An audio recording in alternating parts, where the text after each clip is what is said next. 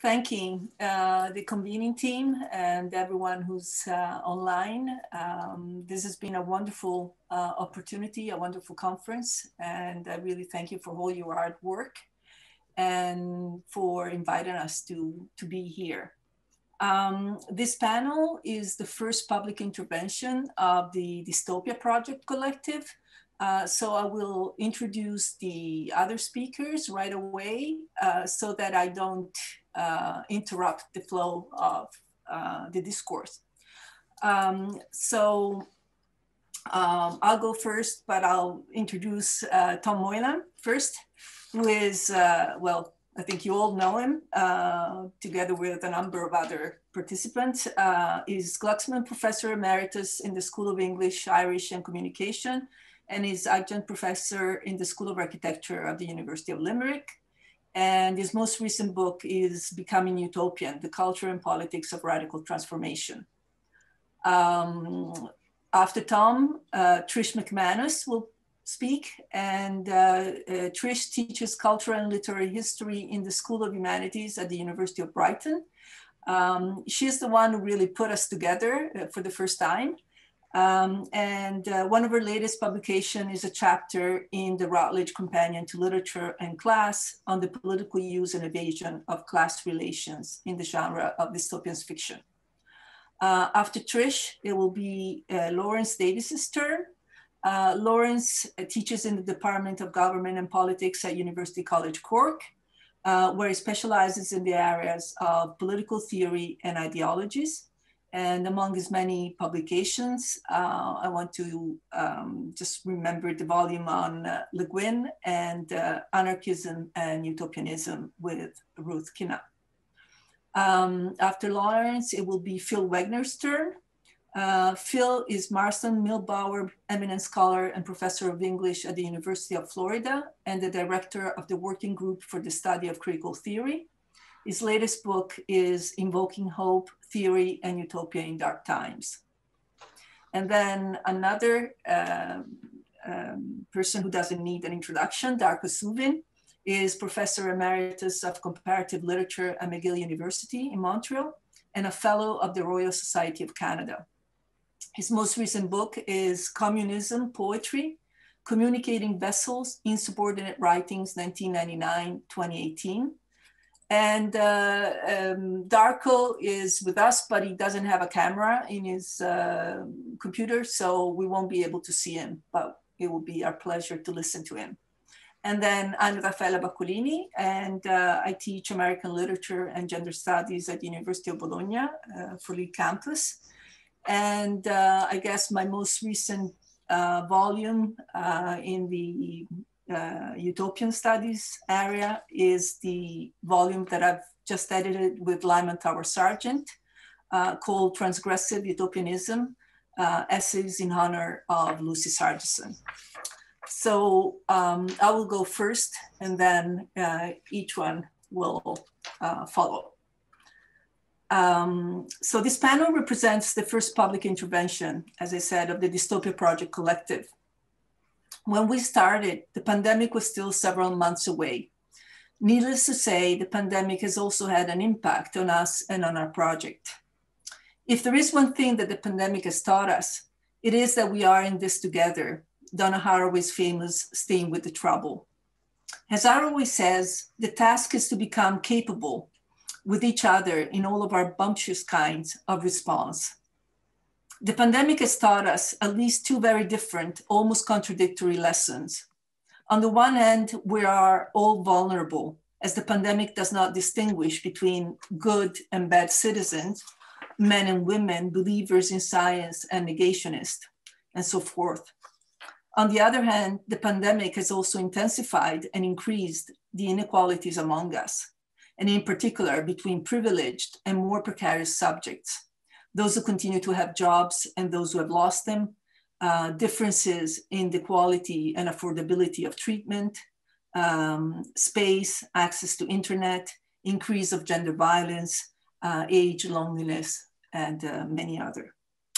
For us, it has meant that our reflection feels even more timely and necessary, and that the ways in which we want to carry out our research are also substantial and defining parts of our project. But before I describe today's panel, allow me to say a few words about the Dystopia Project, how the Dystopia Project started and what we tried to accomplish. We held our first workshop meeting in September 2019 in a two-day seminar organized by Trish McManus at Brighton University. Besides the organizer and I, that first meeting saw the participation of Antonis Balasopoulos, Mark Bold, Caroline Edwards, Ari Mustazanis, and Tom Moylan. We discussed our understanding of dystopia, its transformation as well as cooptations, and the potential for a critical dystopian hermeneutic. Since then, we have continued to meet online, and other colleagues and friends have joined us, namely Phil Wegner, Joe Davidson, Darren Webb, Darko Suving, and Lawrence Davis. I will let sections from our draft outward phase statement of the Dystopia Project speak for itself. The Dystopia Project is a collective of scholars drawn together by an interest in furthering our understanding of dystopia. The urgency of our coming together has its roots in the value we place on collective scholarship at a moment of crisis for the institutions of scholarship, and in our insistence on adhering to the repertoire of intellectual practices held in the notion and traditions of critique and interpretation. Our motivating object, however, is dystopia, its history and narrative forms, the generation and reception and mutation of this latter, and their interplay in the conceptualization of dystopia as a genre, and its own interrelationship with other genres of fiction. And from this, we're also investigating the possibilities and potential of a dystopian hermeneutic, or indeed a critical dystopian hermeneutic. We recognize that we live in a situation of absolute emergency. This emergency impacts directly on all of us in terms of the global context we inhabit, our political and economic realities, on universities and on the other locations in which we live and work. It is our firm presupposition that any work we do as intellectuals and scholars necessarily also involves intervening in these various horizons as well. This understanding of our own present as a moment of tumultuous, multiple, interconnected crisis is one which motivates our work, and we wish to locate our own work in relation to the wider world we live in.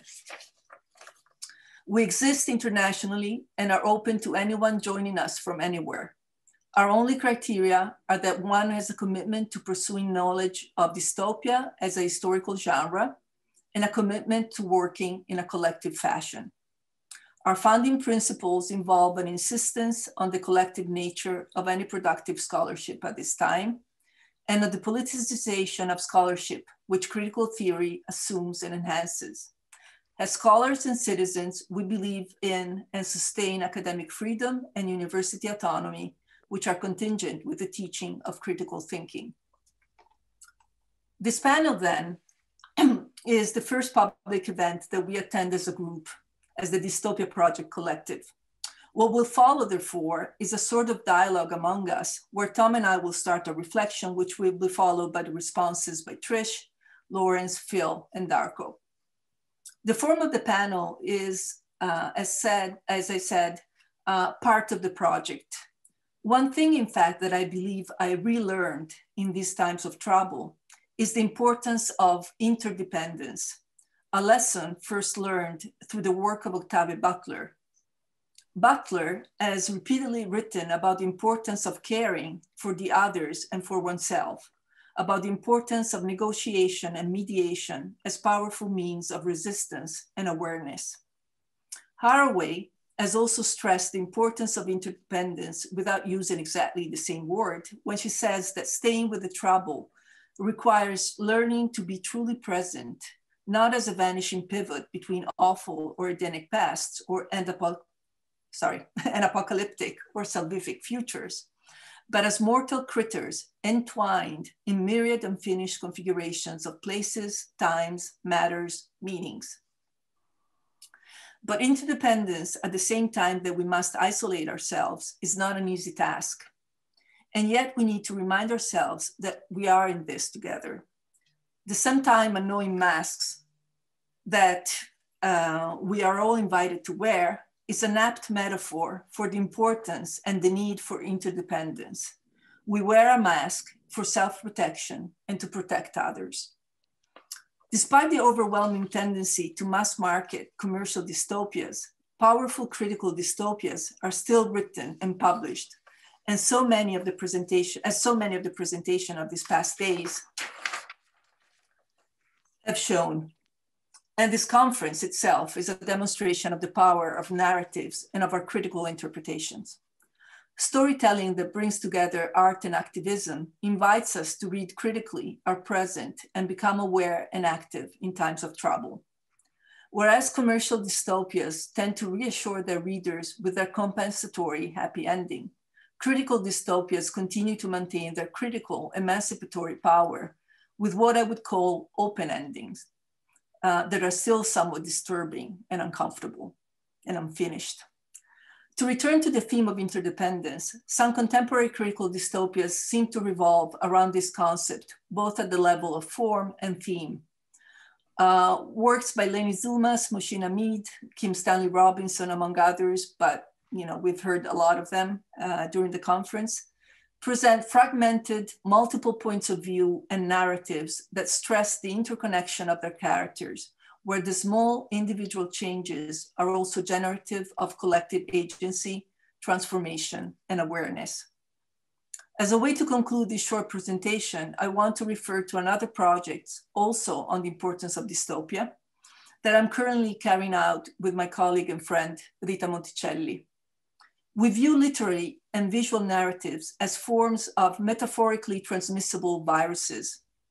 Like viruses with effects that spread globally, language and storytelling can have the extraordinary power of stimulating the antibodies that are necessary to understand and critically reassess the intrinsic connections among past, present, and future. Critical dystopia can thus be seen as a vaccine where the virus is inoculated in order to activate a cognitive resistance response in a time of unparalleled destruction. Thank you.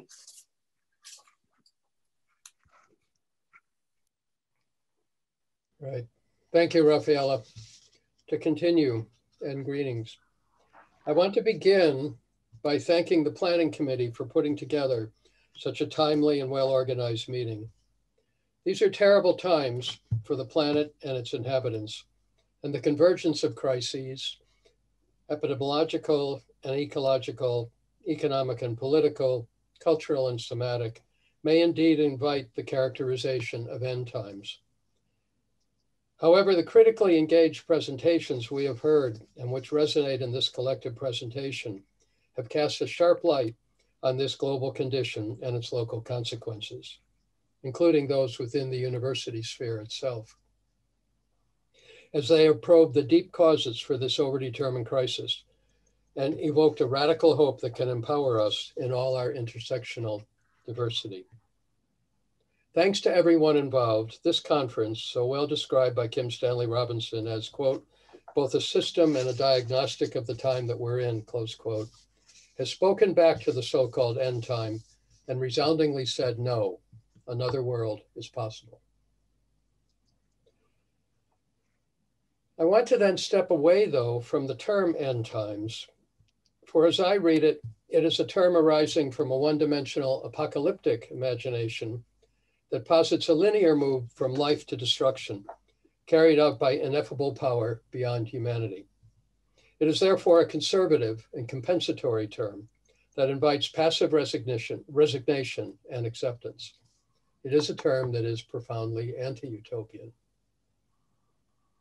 Against this, I want to invoke the prophetic imagination, as it produces textual modes that also portray the dark conditions in which all life is immersed, and warn that there could be an end to life as we know it. However, these challenging expressions refuse to stop at this point, refuse to accept and submit. Instead, the narrator calls on the people not only to face their terrible condition, but to end their suffering by renewed action that reaches toward a better, redeemed existence. Crucial to this prophetic discourse is the presence of hope. That is, the acceptance by those who are suffering that with their effort, the dark times can be ended and transformed.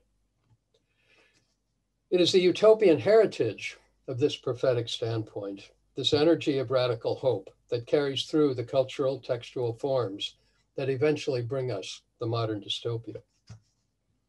In biblical literature, prophetic expression took the form of the Jeremiad, as a sermon delivered by the prophet speaking the word of God, who describes the hard times, challenges the people, but promises redemption if those people act. Its form invites agency, not submission. This proto-dystopian form is refunctioned in the Protestant Reformation, reaching its strongest iteration in the Jeremiads of New England Protestant Puritans, and revived again in the Jeremiads of African-American struggles from the 19th century to the present, as seen in the work of Frederick Douglass and Martin Luther King.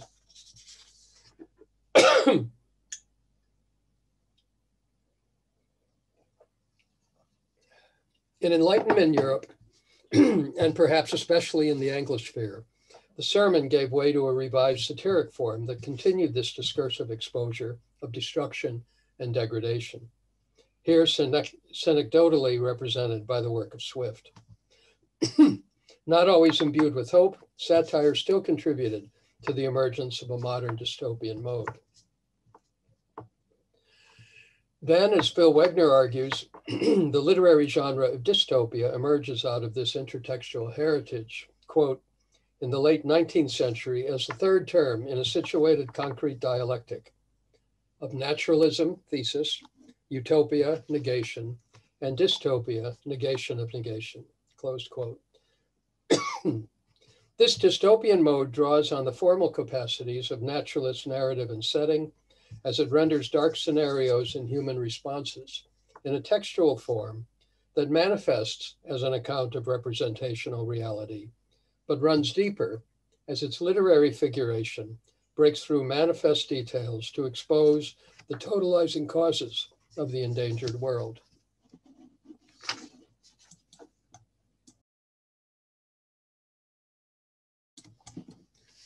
In the 20th century, as we know, the literary dystopia becomes fully imbricated with science fiction.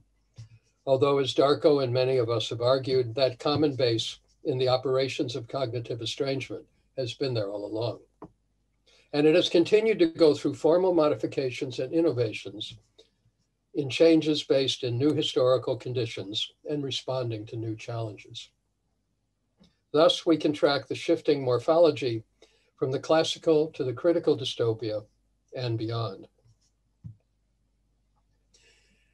At least since the millennium, we see a variety of such new dystopian expression by the authors Raffaella has just mentioned and others discussed and heard throughout this conference. These recent creations are generated even more by what Raffaella has described as genre blurring, as they capture the dialectically intensified destruction brought upon humans, non-humans, and the entire planet, in a complex of conditions that exceed those encountered by previous moments of dystopian writing, and indeed invite new dimensions of planetary agency. As we all argue, these contemporary dystopias, whether deeply critical or dangerously complicit, grow out of this contested situation. I want to move toward a closing by emphasizing a key position of our dystopia project, one that Phil will more thoroughly explicate, and that is the importance of working with dystopia as a noun, as it names the textual mode based in that formal tradition. We take this position as a counterpoint to the ways in which the category of dystopia has been ideologically co-opted and enlisted in the reproduction of our troubled times. What was in the literary tradition an expression of critical and sometimes alternative diagnosis has been mobilized as a one-dimensional description of an enclosed world. Encased within the commodifying mechanisms of the market and the implicated apparatus of the knowledge industry, and driven by the conservative epistemology of what Mark Fisher termed capitalist realism, this compensatory appropriation of dystopia reproduces the immediacy of our provincial present without probing the underlying contradictions and forces, the tendencies and latencies that constitute that complex reality. Used in this fashion, the consequent attribution of our present moment as dystopian too often accommodates resigned pleasure rather than engaged critique. By holding to this understanding of dystopia as historically constituted form, we reaffirm the importance of deep analysis, deep reading, in a suspicious and transformative hermeneutics, rather than the exercise of what Phil describes, especially in his new book, as a moralizing discourse that maintains the status quo through scholarly practices that claim objective standpoints in reductive reports on surface reality, thereby serving to maintain that reality rather than challenge it, much less transform it. This leads us to reaffirm that the dystopian mode is best understood as a radical pedagogical intervention, aiming to educate our desire for radical change in reading not only the texts in front of us, but also reading the world in which we live. Here I would relate this capacity to what has come to be called science fictionality, most recently by the contributors to the Thinking Through the Pandemic Symposium in Science Fiction Studies.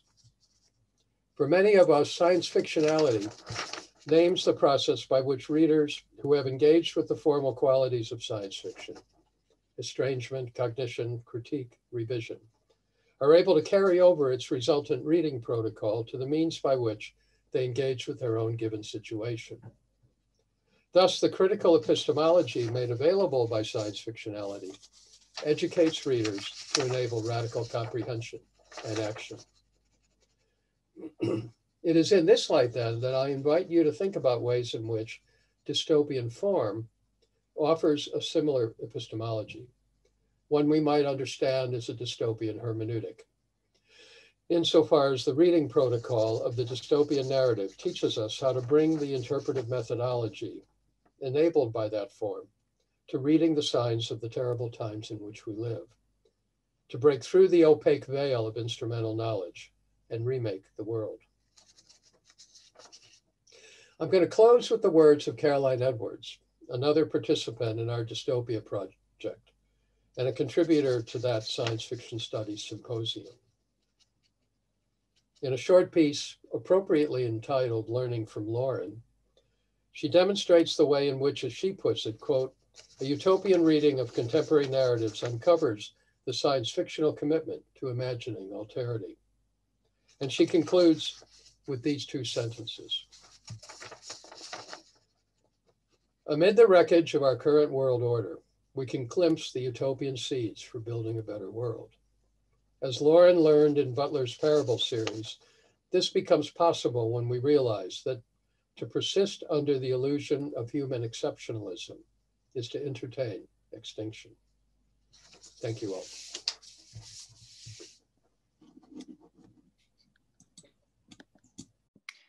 Okay, hello everybody. Thanks, Tom. I start. As part of the Dystopian Project's ongoing reconceptualization of the history of dystopian fictions, so as to better see the dystopian fictions we have in our own, the 21st century, the Dystopian Project is exploring dystopian endings.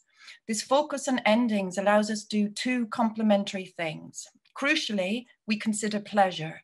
Narrative theorists have long stressed the satisfactions of conclusions, of the ending of stories for the reader.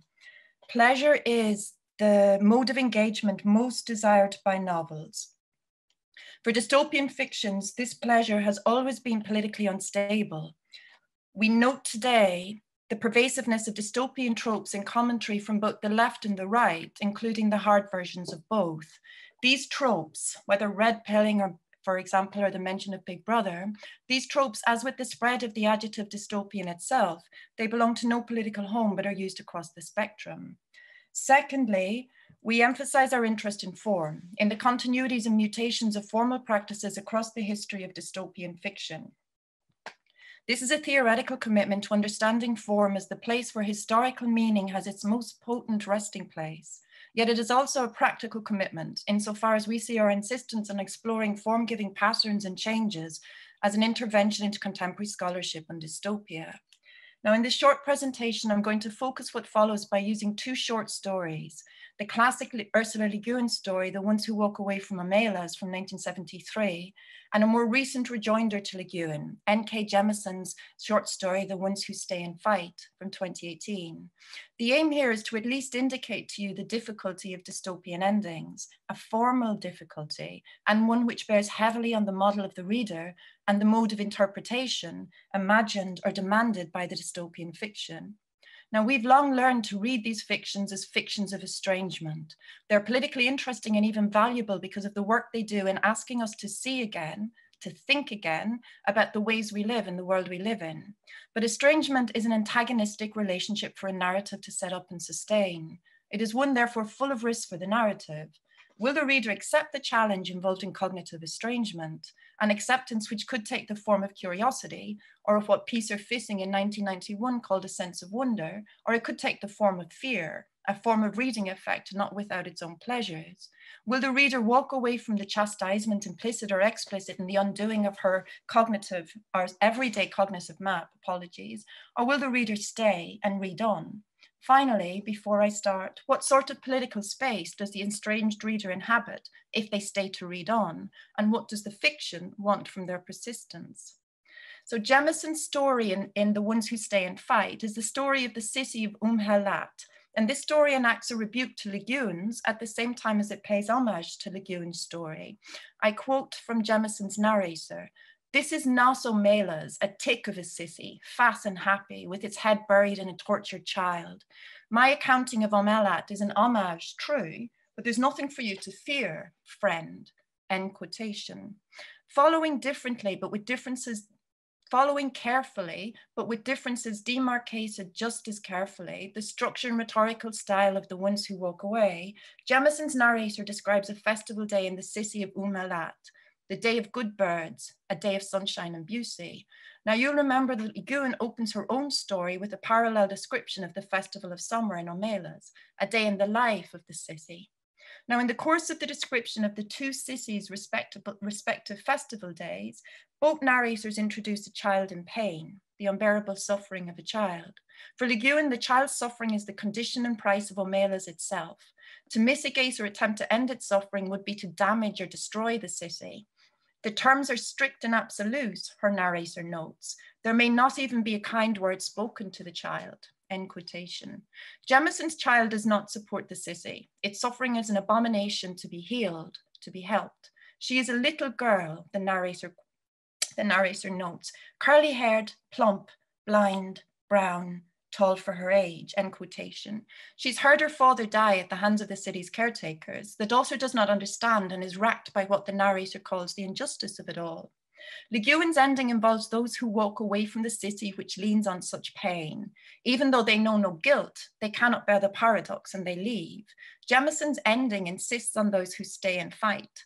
The final few lines of Jemison's story run as follows, I quote, "So don't walk away.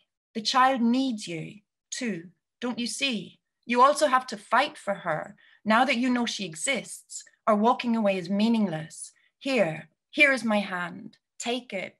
Please. Good, good. Now, let's get to work." End quotation.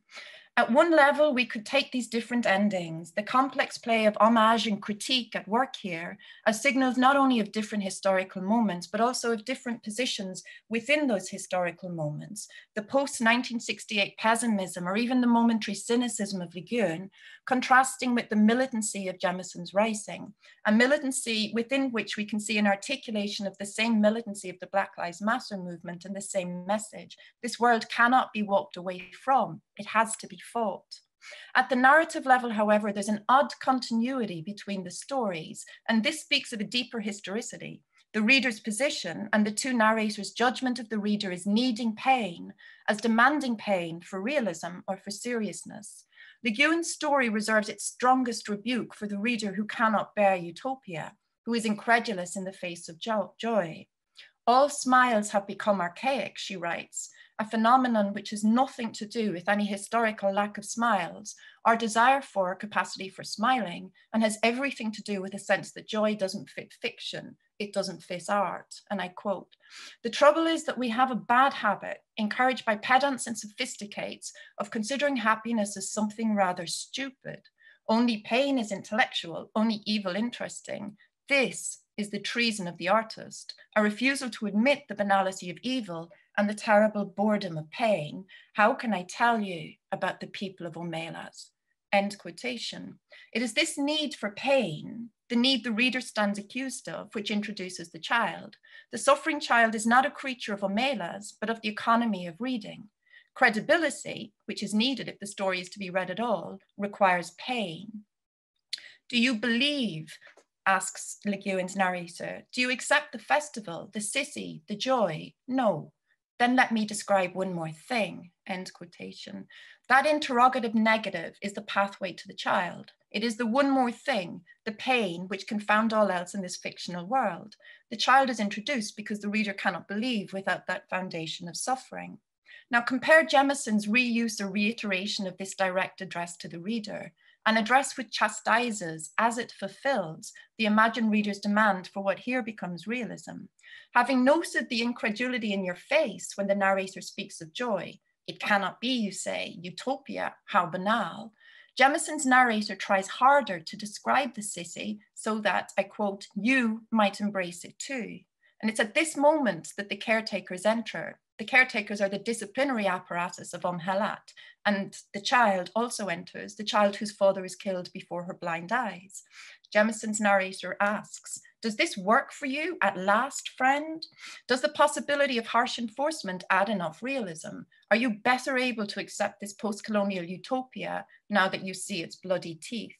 Now, the arguable centrality of the reader to both endings, regardless of the polarizing effect of Jemison's, that allows us open up the question of the reader and her desire, her motivation in reading to the end, and it allows us open these questions in relation to dystopian form, and it allows us do so historically rather than positing a trans-historical reader. Additionally, it allows us not to problematize, but to see the inherent problems which confront the dystopian narrative. How is it to imagine its reader? Dystopian fiction, from the moment it congealed into a recognizable genre or subgenre of its own, out of the various threads of anti-utopia, satire, the novel of ideas, or early science fiction, has thrived on conflict. From the narrative, counter-narrative dialectic identified by scholars of the classic dystopia, to the dispersed but no less potent conflicts of the critical dystopia, the narrative forms of dystopia are conflictual forms. Our question and our focus on endings is how these conflicts are resolved, or if they even can be. Now, the reader has always been a central part of definition of dystopias. Lyman Tower Sargent's words can be taken here as indicative of an important tradition in the critical history of dystopian fiction, that tradition which inhabits utopian studies. Tower Sargent defines dystopia as, and I quote, "a non-existent society described in considerable detail and normally located in time and space that the author intended a contemporaneous reader to view as considerably worse than the society in which that reader lived." End quotation. Now, this definition is great as an ambitiously elastic way of conceptualizing dystopia, but the phrase "considerably worse" cannot be allowed stand without further elaboration, lest it do too much work in covering over or erasing the constitutive inequalities and the equally constitutive conflicts which have marked all societies in which the reader has lived along the history of dystopia's own existence. The dystopia, in other words, cannot presume, but must create a space for its reader. For dystopian fiction, the public is a specific and it is a formal problem. It's a necessity, a rhetorical necessity for the narrative's mode of address to exist at all. And it is that which the narrative wishes to rescue the reader from, to estrange the reader from, so as to reposition the reader where she can gaze more critically at what she once was or at what she once thought. And I'll finish there. Thank you.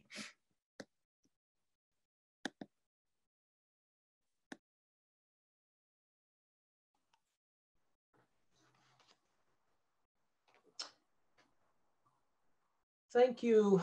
Am I visible? Oh. Thank you, Rafaela, and my sincere thanks to all the conference organizers for putting together such a splendid conference. To our hosts in Turkey in particular, I'd like to express my gratitude for your warm hospitality, your patience and good humor, and your generosity. Teşekkürler. I hope I pronounced that somewhat close to how it should be pronounced. My contribution to today's discussion focuses on the relationship between dystopia and utopia and is entitled The Angel and the Porcupine.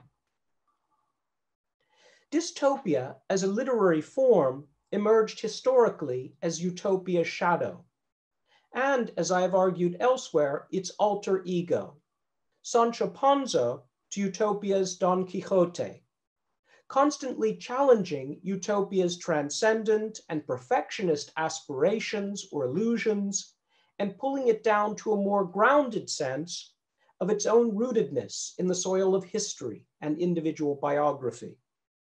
Now, however, in the context of what some have termed the Necrocene, utopia arguably subsists in the shadow of fatalistic forms of dystopia, though the never impermeable boundaries between these literary forms has grown increasingly blurred.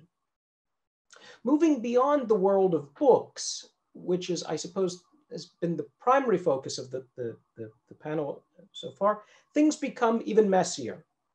Depending on one's ideological perspective, the culturally dominant expressions of dystopian, or from another perspective, utopian imagination in the early 21st century tend to oscillate between, on the one hand, the capitalist commercial dystopia, which Raffaella has written so eloquently about, which typically offers the measly consolation of individual solace achieved within a wider context of monstrosity, social Darwinist struggle, dystopian social organization, and apocalypse, and on the other hand, far-right scenarios of civilizational collapse, ending with a purifying race war and the emergence of a heroic new hierarchical white-dominated order, one version of which some deluded followers of Donald Trump thought they were furthering last week by storming the US Capitol building.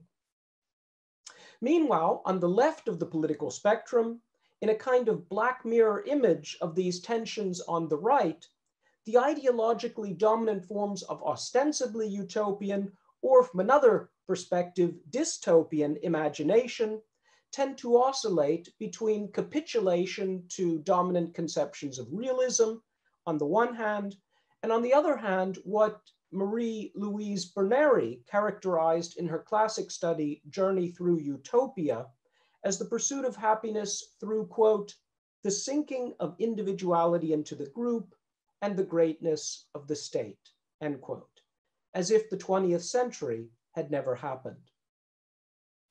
In such ideologically polarized and imaginatively impoverished historical circumstances, the question urgently arises.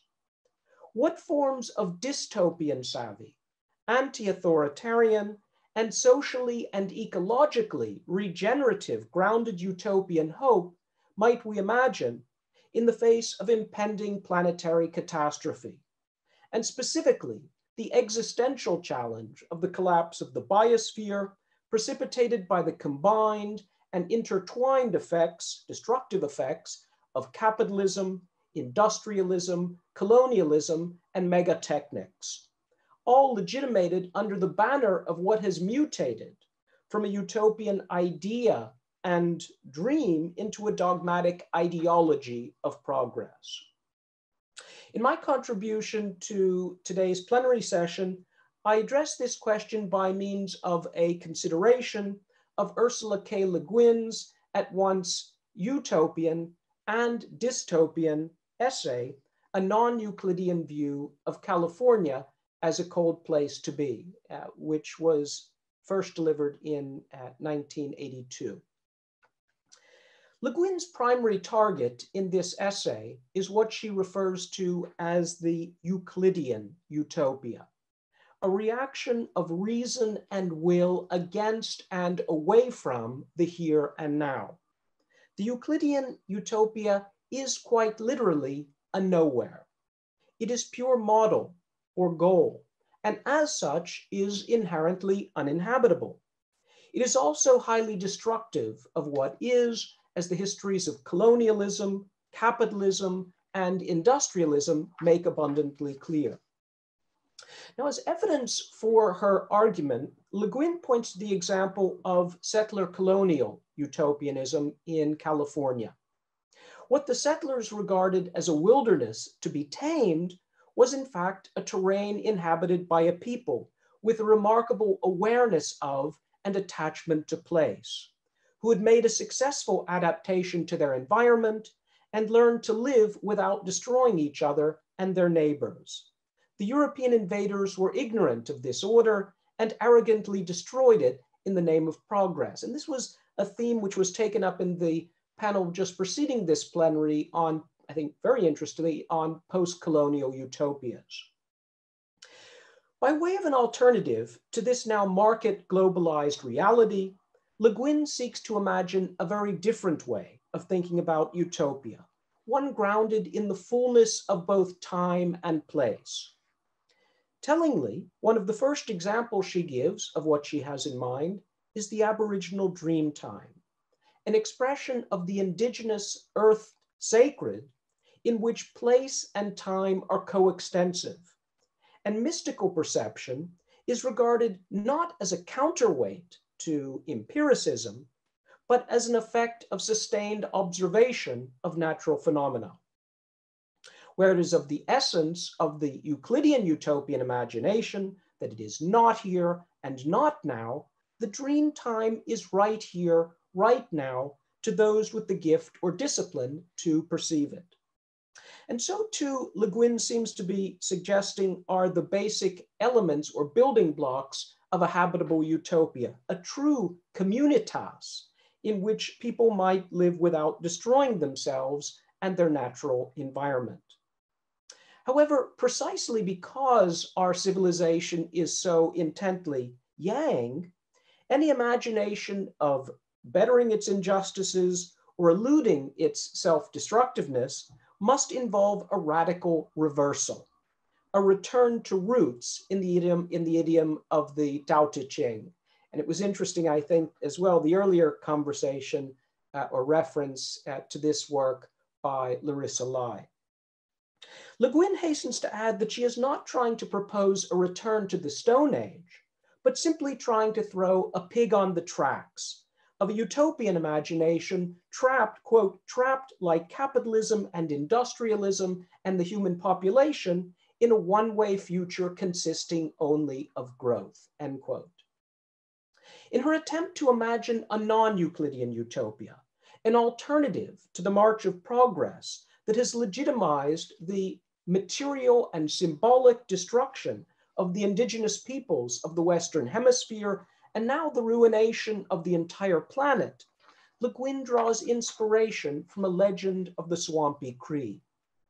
Quoting from Howard A. Norman's introduction to the Wishing-Bone Cycle, a collection of translated songs and stories reimagined over many generations by traditional Cree storytellers, she notes that the opening formula for a Cree story is an invitation to listen, followed by the phrase, I go backward, look forward as the porcupine does. I go backward, look forward as the porcupine does. The porcupine, in Norman's interpretation, quote, consciously goes backward in order to speculate safely on the future, allowing him to look out on his enemy or just the new day, end quote. And Le Guin remarks on this passage as follows, quote, in order to speculate safely on an inhabitable future, perhaps we could do well to find a rock crevice and go backward. At least the spirit of place is a more benign one than the exclusive and aggressive spirit of race, the mysticism of blood that has cost so much blood, end quote. This porcupine-like shuffle, going backward and looking forward, captures metaphorically the essence of the revolutionary romantic tradition. However, whereas Gustav Landauer, William Morris, Peter Kropotkin, etc., look back to a somewhat idealized picture of the communal spirit of the latter Middle Ages as a source of inspiration for a transformed socialist or anarcho-communist future, Le Guin draws instead on indigenous lore, and specifically the traditional Cree metaphor of the porcupine, to foreground the vital importance of rootedness in place via deep ecological and earth spiritual awareness of it in the here and now. Whereas Walter Benjamin's Angel of History is propelled forward into the future, even as it gazes back helplessly at a past it cannot redeem, the porcupine shuffles backward to find shelter from the storm of progress while looking forward to a new day. Past and future intersect in the specificity of place in this movement, as they do as well in the Cree storytelling tradition, which involves open-ended reinterpretation and reimagination of old themes consistent with a spiraling as opposed to a homogeneous linear or closed circular conception of time. As one reviewer of Norman's collection, I think, correctly points out, the Cree storyteller connects the living generations to previous generations, stretching back to the mythic age of the deep past, when the boundaries between human beings and non-human animals and the non-human natural world more generally were fluid. In so doing, and this is the note I'm going to finish on, in so doing, they recall an ancient mimetic tradition which recognized and respected the imaginative as well as ecological interdependence of species. Perhaps the porcupine might now serve as a suitable metaphor for a temporally and spatially grounded, dystopian savvy, alternative approach to the study and imagination of utopia, consistent with contemporary radical social movement struggles for a post-colonial, post-capitalist, post-patriarchal, and post-anthropocentric world. Thank you.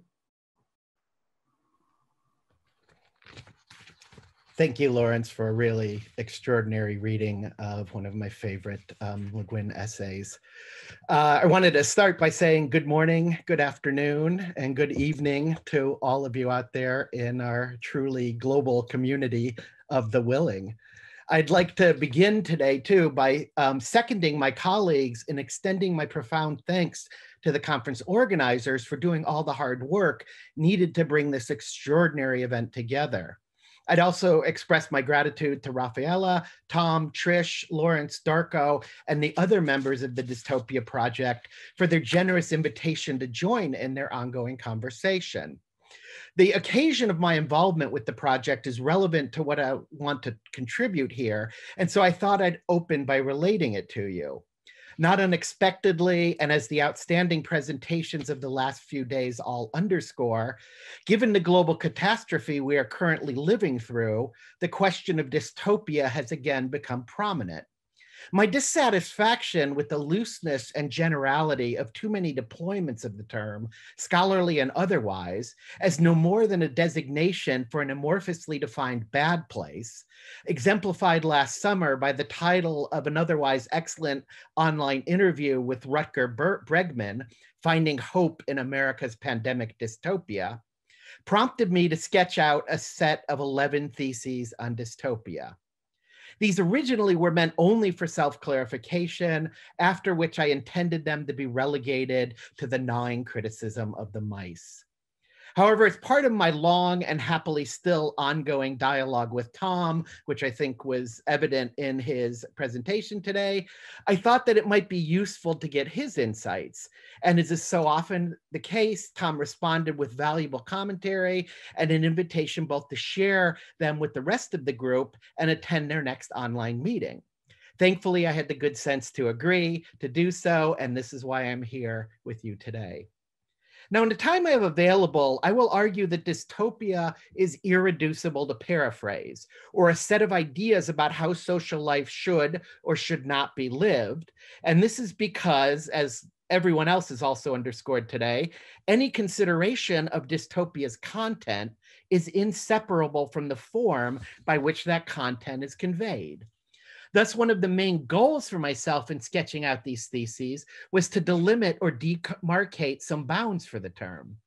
Now, I should emphasize that I have no problem with the deployment of the word dystopia and dystopian for rhetorical effect as part of one's calculated efforts to advance a conversation, and hopefully not a monologue, about what needs to be done in the present. However, I would ask that one does so in a full self-awareness, including the awareness that such uses are very different than those in what we do as scholars. One of the great advantages for me of Lyman Tower Sargent's landmark and rigorous definition, which is incorporated directly into my second thesis, is that it calls for a very specific set of such demarcations, even offering distinctions between dystopia and utopian satire, anti-utopia, and later what Tom terms critical dystopia. Now, I build on Sargent's insights, along with those of Darko, Fred Jameson, Robert C. Elliott, Tom, Raffaella, and others, to mark a further set of delimitations that I hope would be useful for my own reading practices. Now, to illustrate the first and most significant of these theses, I'll offer an anecdote. In his influential reading of Thomas More's Utopia that serves as the opening chapter to his groundbreaking 1980 study, Renaissance Self-Fashioning, Stephen Greenblatt argues that, quote, a crucial characteristic of More's Utopia is the steady constriction of an initially limitless freedom. For example, Greenblatt claims, quote, the account of utopian travel begins with almost unlimited license and ends with almost total restriction. And, quote, a positive goal in utopia is the destruction of the individual as a private and self-regarding entity, end of the quote. Now, I'm not interested today in assessing either Greenblatt's reading of More's text or the symptomatic nature of his essay. Rather, I simply want to point out that, in terms of his description at least, Greenblatt's, More's Utopia will appear to most of us here today as decidedly dystopian. And while such an ethical reading or evaluation may tell us something useful about ourselves and our concrete historical situation, it offers little insight into More's Utopia. Thus, my first thesis and the most basic conceptual demarcation I want to argue for, at least for those of us who take seriously our vocation as scholar readers, will be as follows. And now I'm going to share the screen. Great. The first of these. Good. Dystopia is a noun, not an adjective. The latter opens up to ethical judgment, the root form of all ideology, as Frederick Jameson puts it. The former to analysis, critique in the dialectical sense of seeking both limits and potentialities of any practice. Now, I'd add that in the increasing prevalence in our moment of the replacement of rigorous critique with moralizing reading practices, privileging taste, opinion, and competitive individualism, represents, as I argue in my most recent book, Invoking Hope, one of the most fundamental challenges facing not only contemporary scholarship, but the future of our democratic societies, not to mention their potential to be terraformed into a more just global community, or what Kim Stanley Robinson referred to on Wednesday as the good Anthropocene. Now, what then are some of the features of the class of things referred to by the noun dystopia? First, I would suggest dystopia is a literary practice, or in Sargent's terms, which Trish gave the full definition, is a narrative elaboration of a non-existent society, i.e. fiction, described in considerable detail. Thus, there are no real-world dystopias, except again as a matter of opinion, the ideological judgment of a society, community, or other such collective as a bad place. And in this latter sense, I believe, our neoliberal, post-democratic, pandemic-ridden, and environmentally despoiled world is dystopian, an implementation of Naomi Klein's shock doctrine, the use of the pandemic. Oh, I'm sorry, I skipped something, that it is a dystopian, and this is worsened by the implementation of Naomi Klein's shock doctrine. The use of the pandemic as an excuse for implementing what Wikipedia cautiously refers to as controversial and questionable policies on both national and more local institutional levels. The latter, as my university now so sadly exemplifies, with its grim coercion this spring of faculty into face-to-face teaching, and even the introduction of a new tattle button app for students to anonymously report non-compliant faculty. However, as Paolo Bacigalupi shows in his extraordinary dystopia, The Water Knife, even such a reality, for a tiny minority of the population at least, is a utopia, a happy place. Now, secondly, when understood as a literary mode, which is different from dystopia as a genre, which I've argued, and as Tom notes, is a symbolic action emerging in response to a specific historical situation, and which Lawrence similarly just grounded overtly in history, dystopia is science fiction, or Suvin's cognitive estrangement, and thus distinct from three interrelated alternate modalities: cognitive non-estrangement, or realism, non-cognitive estrangement, or fantasy, and non-cognitive non-estrangements, ideology, or what Roland Barthes terms mythology. Now, another consequence of this specification is the need to draw distinctions between science fictional dystopias and realism's satire and fantasy. Thus, while the societies that emerge in their aftermath may be dystopias or even utopias, the apocalypse of post-apocalyptic fictions is a form of fantasy, a wish fulfillment of a utopian desire for, in my book, Shockwaves of Possibility. Now, in practice, especially in the present moment, and as Rafaela teaches us, most of the texts we encounter blur these boundaries in productive ways. Margaret Atwood's Mad Adams trilogy perfectly bears this out. In their first book, Oryx and Crake, so effectively read today by Emre and Tom Horan, Atwood writes a near future dystopia. And it is the destruction of this dystopia that occurs in the narrative apocalypse.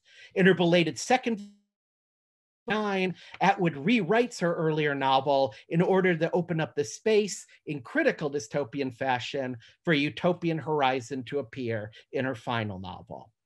Or to take another example, Cormac McCarthy's post-apocalypse The Road is also not a dystopia, but rather a fable or a non-cognitive estrangement of our neoliberal present with its own climactic glimmer of hope in the novel's climax. And as Tim Murphy brilliantly demonstrated yesterday, Richard Matheson's classic pandemic post-apocalypse, I Am Legend, is an allegory, one applicable to his moment. And Peter Sands earlier today similarly showed how Ling Ma's most recent novel, Recent Pandemic Alternate History, Severance, satirically engages our neoliberal managerial ethos. Now, one of the consequences of approaching dystopia as a literary practice is more careful attention, I would argue, to the specific formal properties of individual texts. Trisha's already discussed the importance of dystopian endings, and I'd add one example in closure of this I've touched on in the past and am writing about in the present: the very different endings of George Orwell's 1984 and Michael Radford's film adaptation from 1984. Now, here's the entire concluding paragraph, but it's only these final sentences that are important to me here. 2 gin-scented tears trickled down the side of his nose, but it was all right. Everything was all right. The struggle was finished. He had won the victory over himself. He loved Big Brother. In the film, on the other hand, Winston turns away from the telescreen and we hear his final thoughts, which is simply, I love you. Both the visual presentation and, even more significantly, the shift from third to first person narration, in effect reversing the transformation that Orwell accomplishes when he adapts for his own purposes the literary practice he found in Yevgen Zamyatin's We, renders the film's conclusion far more ambiguous. Are we to take these as tears of joy, as in a novel, or of sadness over his betrayal of Julia? That is, does the you here refer to Big Brother or to Julia? The consequences of these changes, which are matters of form, are significant and have great importance for how we read and teach the education of desire at work in any individual dystopia. And in another of my axioms, dystopias educate desire, although the locus of the desire can range on a spectrum from the most reactionary to the most radically politically utopian. Thank you for listening.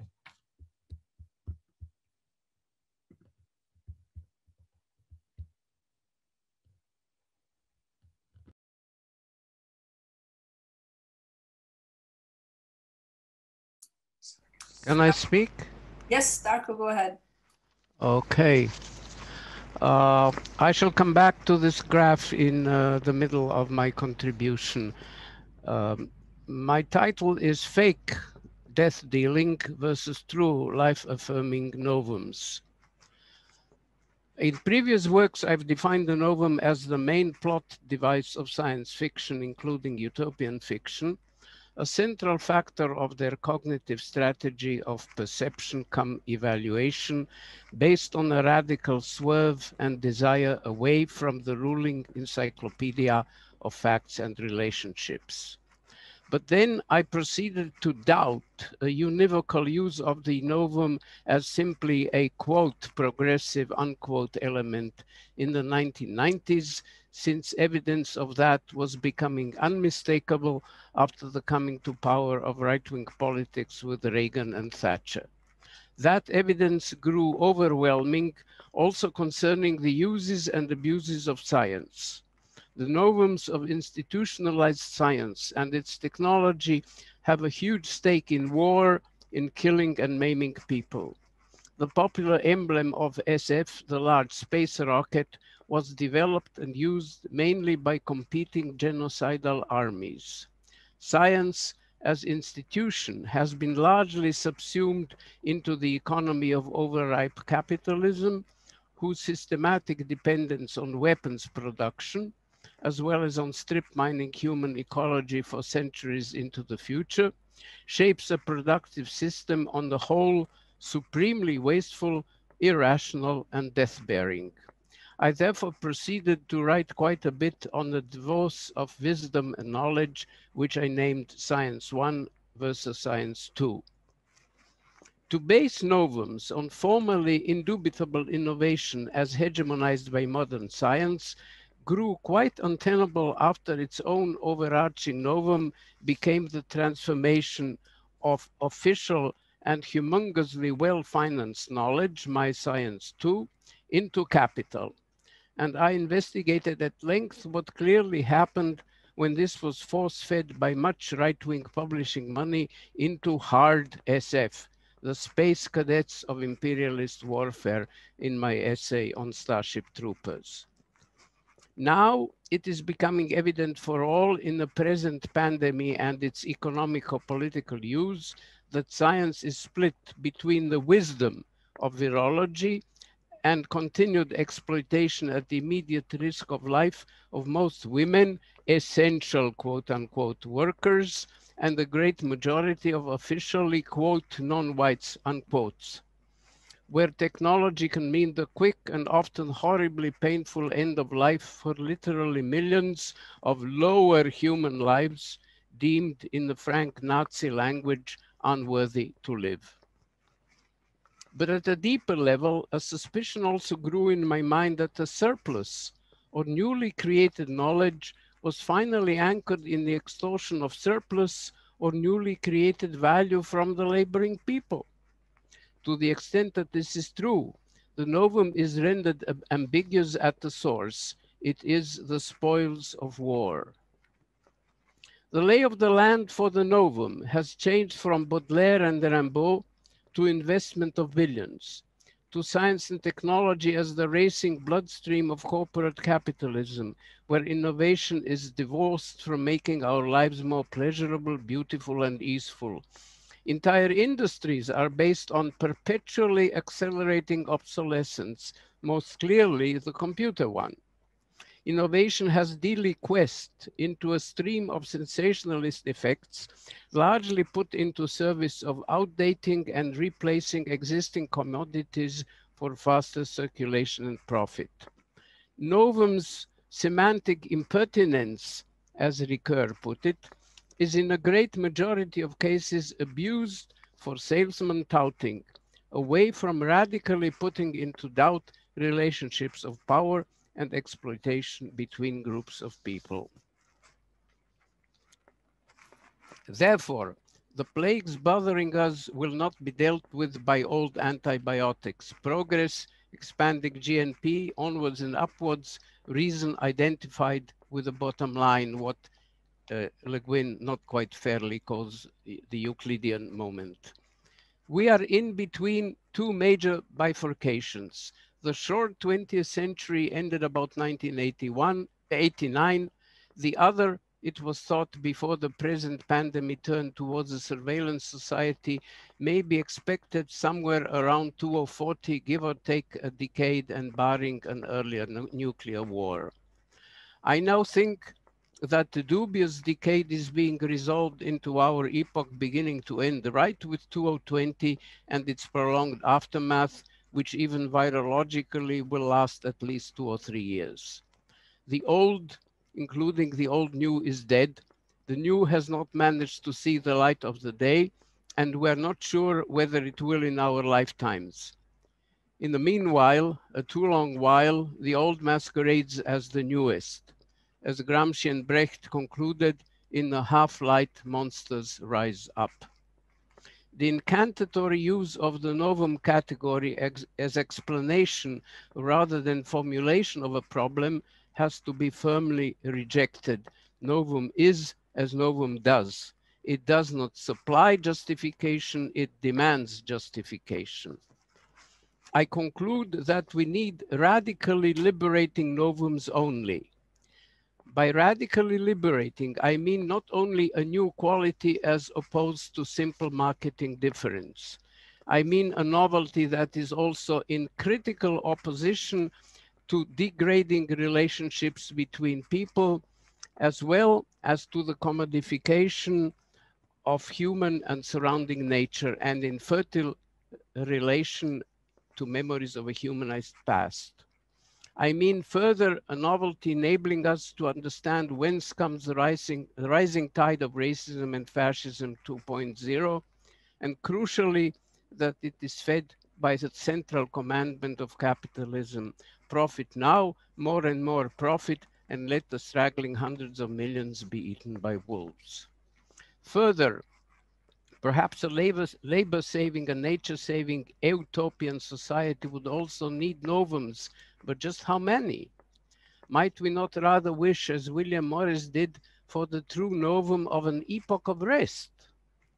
Philosophically speaking, should we not take another look at the despised Aristotelian final cause? Last not least, wouldn't the novum have to incorporate carefully chosen antiquums, as Bloch called them, or looks backward, such as the bourgeois democratic freedom of teaching, now sorely trampled from Istanbul's Bogazici to US universities such as Phil's Florida at Gainesville? For as in Brecht Weil's Alabama song, if we don't find a way out from the genocidal mastery that rule us, then I tell you, we must die.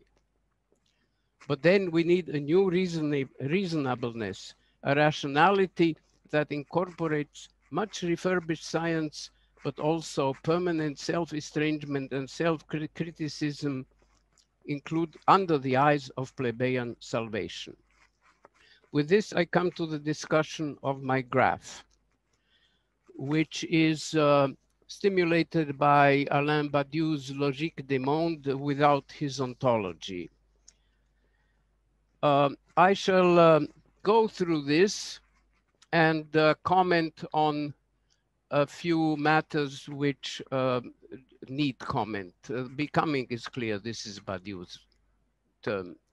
It divides into fake and true novum. Fake novum is easy to characterize. It's more powerful and faster machines to kill and maim people, as all military technology, or to destroy nature. All private cars, even if they have artificial intelligence. Or the capitalist glitzy surface variation simulating novelty, such as chrome tail fins on cars in the 1950s, or NGOs pushing civil society in Eastern Europe of the 1990s. What is a true novum? For example, collective means of transport with minimum possible destruction of nature. Armies without weapons to destroy people and nature, but intervening usefully into relationships between people and with nature, as explained by Fourier and Jameson. What is a point like novelty? Truly useful, but only for a relatively limited purpose. Find your own examples. What is a weak singularity on the right, the last column? A true and widely applicable novum, but with limited consequences for its possible world, concerning only some sectors or groups. This is probably connected with compromise formation, such as Obama's initial healthcare proposals, anyway torpedoed because too near to a true novum. What is a strong singularity or Badiou's event? All true novums as inventions significantly benefiting potentially everybody and or the human habitat as a whole, or at least a strategically large and growing part of either, and having no major negative consequences, say invention of printing or of vaccines. Two mega events belong here. First, the invention of human solidarity for all working people, as suggesting perhaps by Rabbi Jehoshua, but certainly by the French and Bolshevik revolutions, but soon squelched in their aftermath. Or the institutionalization of power going from such people below towards the momentary government above in all plebeian revolutions, called Soviets in Russian, Räte in German, and I'm not sure what in Spanish or native language by the ELZ in Chiapas. The second mega event is electricity, popularly also called light. Without light, no enlightenment. The two were fused in Lenin's formula for backwards 1920s Russia, and I quote, Soviet power and electrification of the whole country.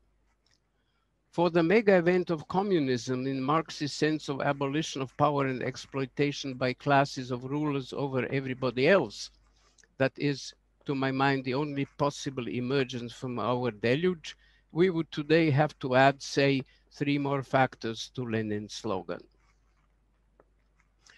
I finish with a meta principle emerging from the above discussion to be applied to all dystopias, which is the splitting of key notions, insisting on a polarity between what has value for a better life and what has not.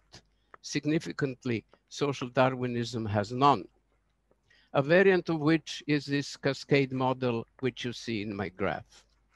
Finally, historically, most 20th century dystopias were a defensive weapon of the welfare state against fascism and similar involutions of democratic states. The menace was fairly clear and the response a coherent subgenre. In our present global arrival of semi or three-quarter fascism, much helped by the surveillance state enthroned during this pandemic, the menace is upon us, capillary and multiform. Such is, as it seems to me, also the present spread of what we could call dystopia 2.0. Thank you.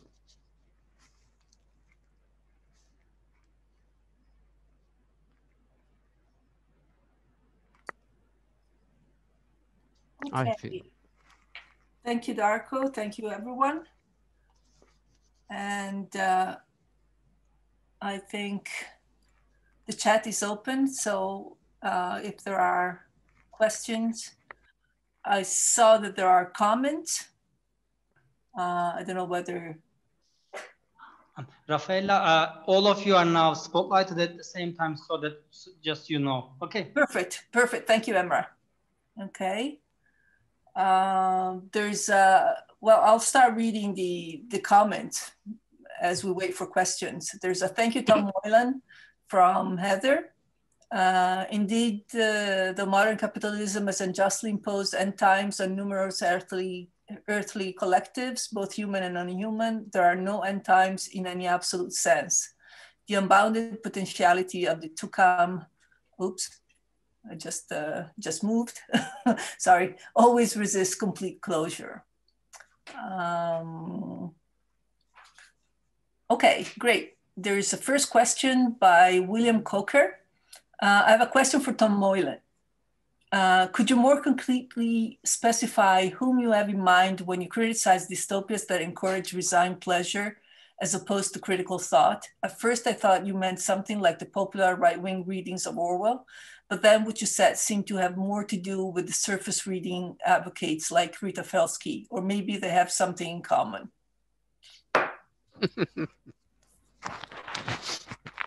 Indeed. Thank you for the question. I would think several of us would have something to say about this question. I think what first got me going in this direction was the discussions Raphael and I were having about young adult dystopias, the Hunger Game, Divergent, etc. phenomenon, the way in which the initial, I think, legitimate dystopian impulse that was critical soon got caught within the mechanisms of the market. And so that these became endless series, hyperglycemically open to consumption rather than probing criticisms. Raffaella has a very good reading of Divergent in this direction. Franco Berardi has a very good critique of the reception of the Hunger Game films. So it's that tendency to catch the dystopian flow of writing and even on the level of literature to capture it and market it. I also think, and it's open to an open set of readings of each episode, Black Mirror, which I haven't studied in depth, but just a first look.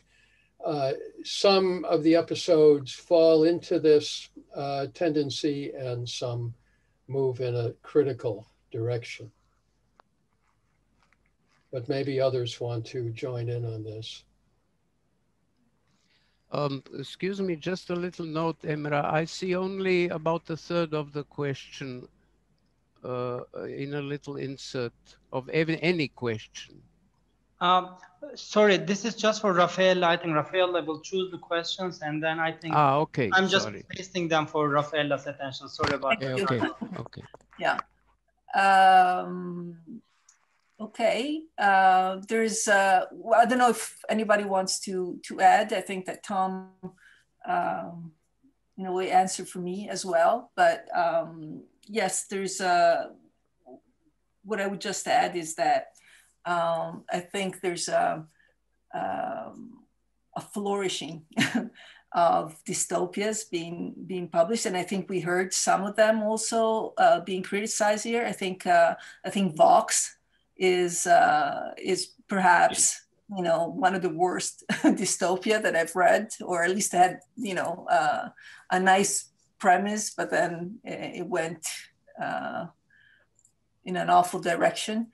And I would say that The Handmaid's Tale is another example. That's a more complicated, if you want, a more complex and ambiguous example of commodification, cooptation of dystopia.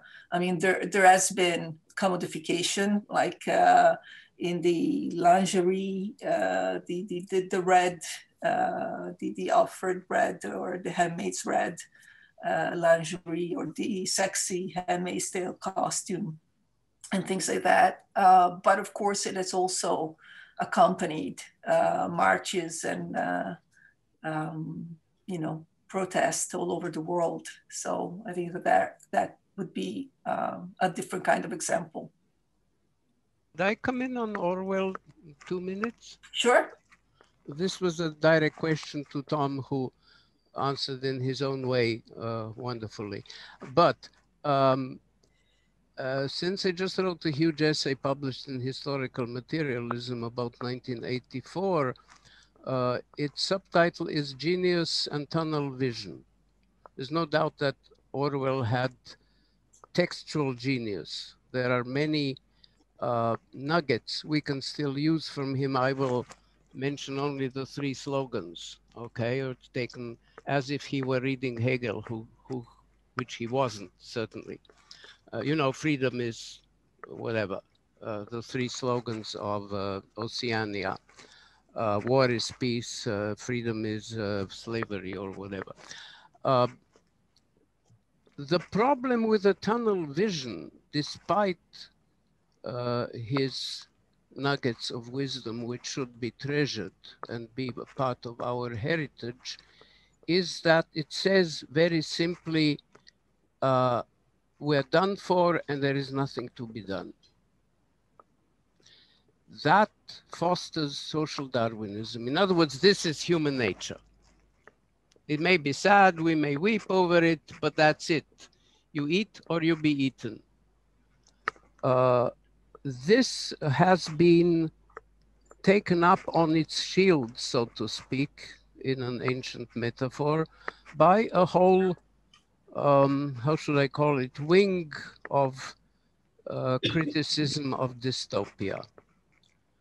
That is what I call useless use of dystopia, or death-bearing use of the novums that you can find in Orwell. That's it. Okay, let me read a couple, if it's okay, a couple more questions. And I, apologize if the pronunciation of the names is not correct. Tsiganik Zolz. To any of you who wishes to answer, thank you for pointing out utopian dystopia being education of desire. Yet as I see dystopian and post-apocalyptic narratives becoming more and more popular, often mass-produced in the entertainment industry, I feel it becoming more and more formulaic, full of stock elements. Aren't you afraid of dystopia becoming a commonplace genre and losing its educative power?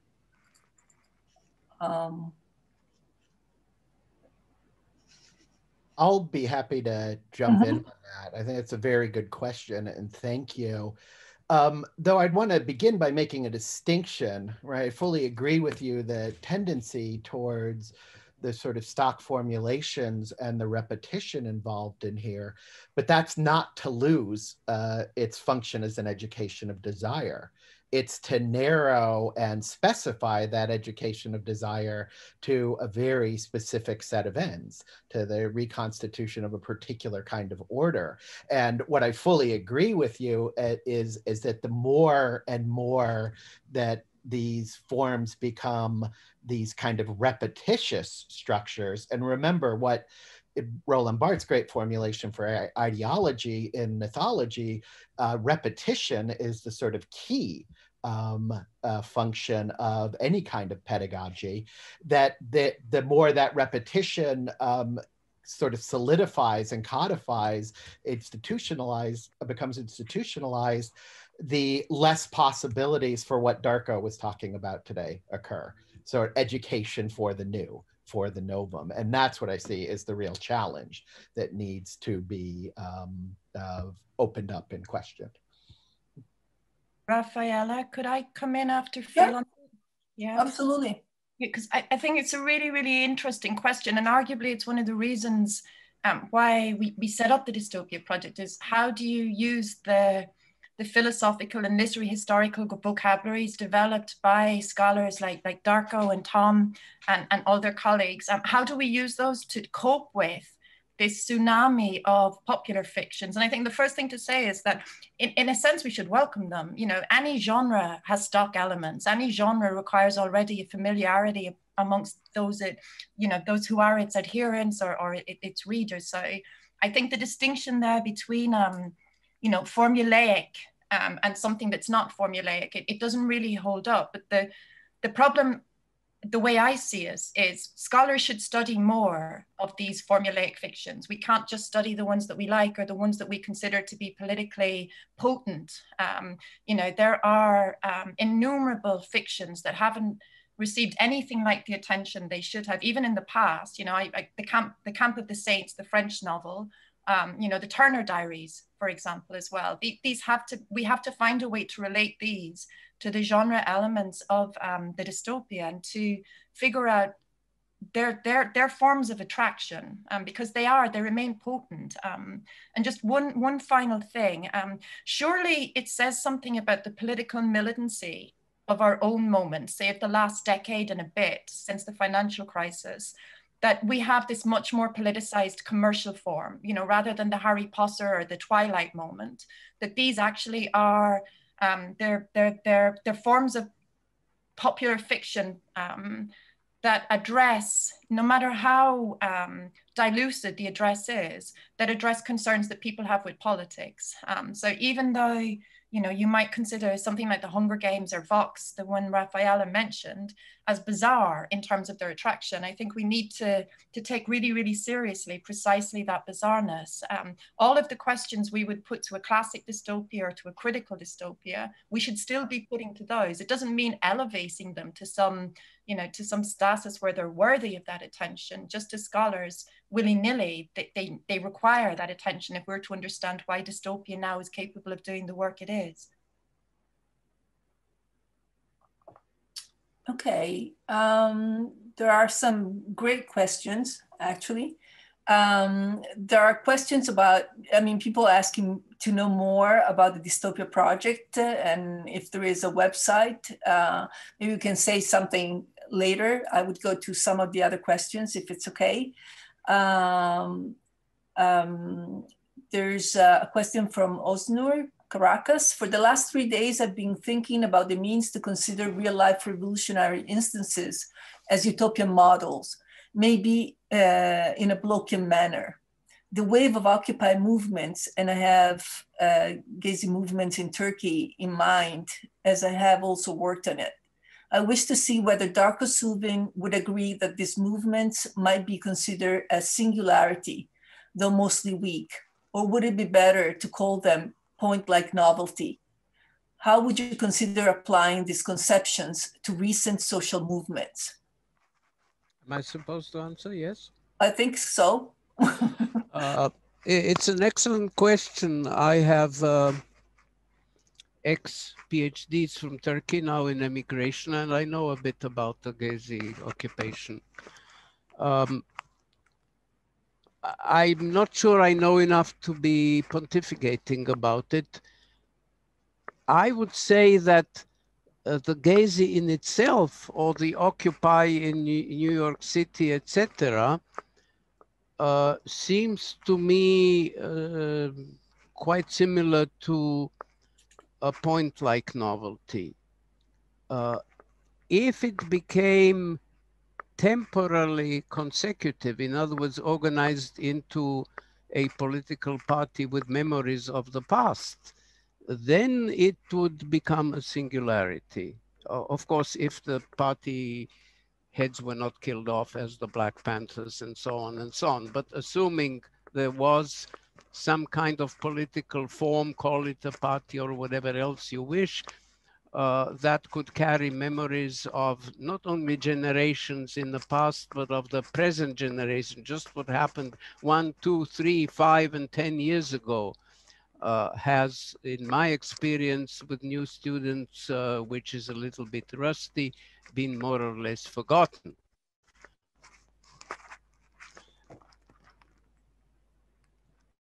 May I also just interact totally out of sync that I loved the recourse to Le Guin, both in Trish and in Lawrence, and I agree totally with Jemisin. The only short story by Le Guin to have been sanctified in the school syllabus is Those Who Leave Omelas, which means it is co-optable. whereas most of Le Guin is not co-optable. For example, The Dispossessed or New Atlantis or 6 other short stories, I could say. It is a glitch by Le Guin, let's say, quite openly. A beautifully written glitch, as everything she ever wrote, but it is a political and ideological glitch. And I think Trish did brilliant analysis of this, and and Lawrence did. And as let us say, the person who first started talking about Le Guin, I had to say this. Thank you. Another question from Tim Waterman. Hi. I'm interested and slightly worried about Phil Wegner's seeming dismissal of taste and ethics, and I would like to challenge this on the grounds that if we are to think of human judgment, I believe as we must, as something that is both situated and relational, then taste allows us a lens into the affective and emotional basis, not just of experience in the sensorium and in place, but of critique. I'm sure it was not expressing an antagonism to taste, but I would like to hear a more clear scaffolding of these relations. Phil?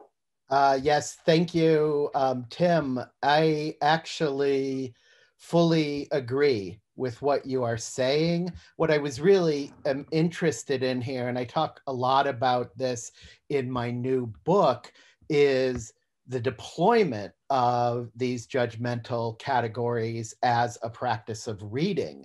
What I see you doing here is exactly this form of critique, is taking, as you say here, the questions of human judgment, which are always situated and relational, because too many of deployments of these things, these kind of judgmental categories, evade exactly that situation and relational dimension of that. They present themselves as false universals in this case. And then that allows us, and the very language you use here, as a lens onto affective and emotional basis of not just experience, but in place.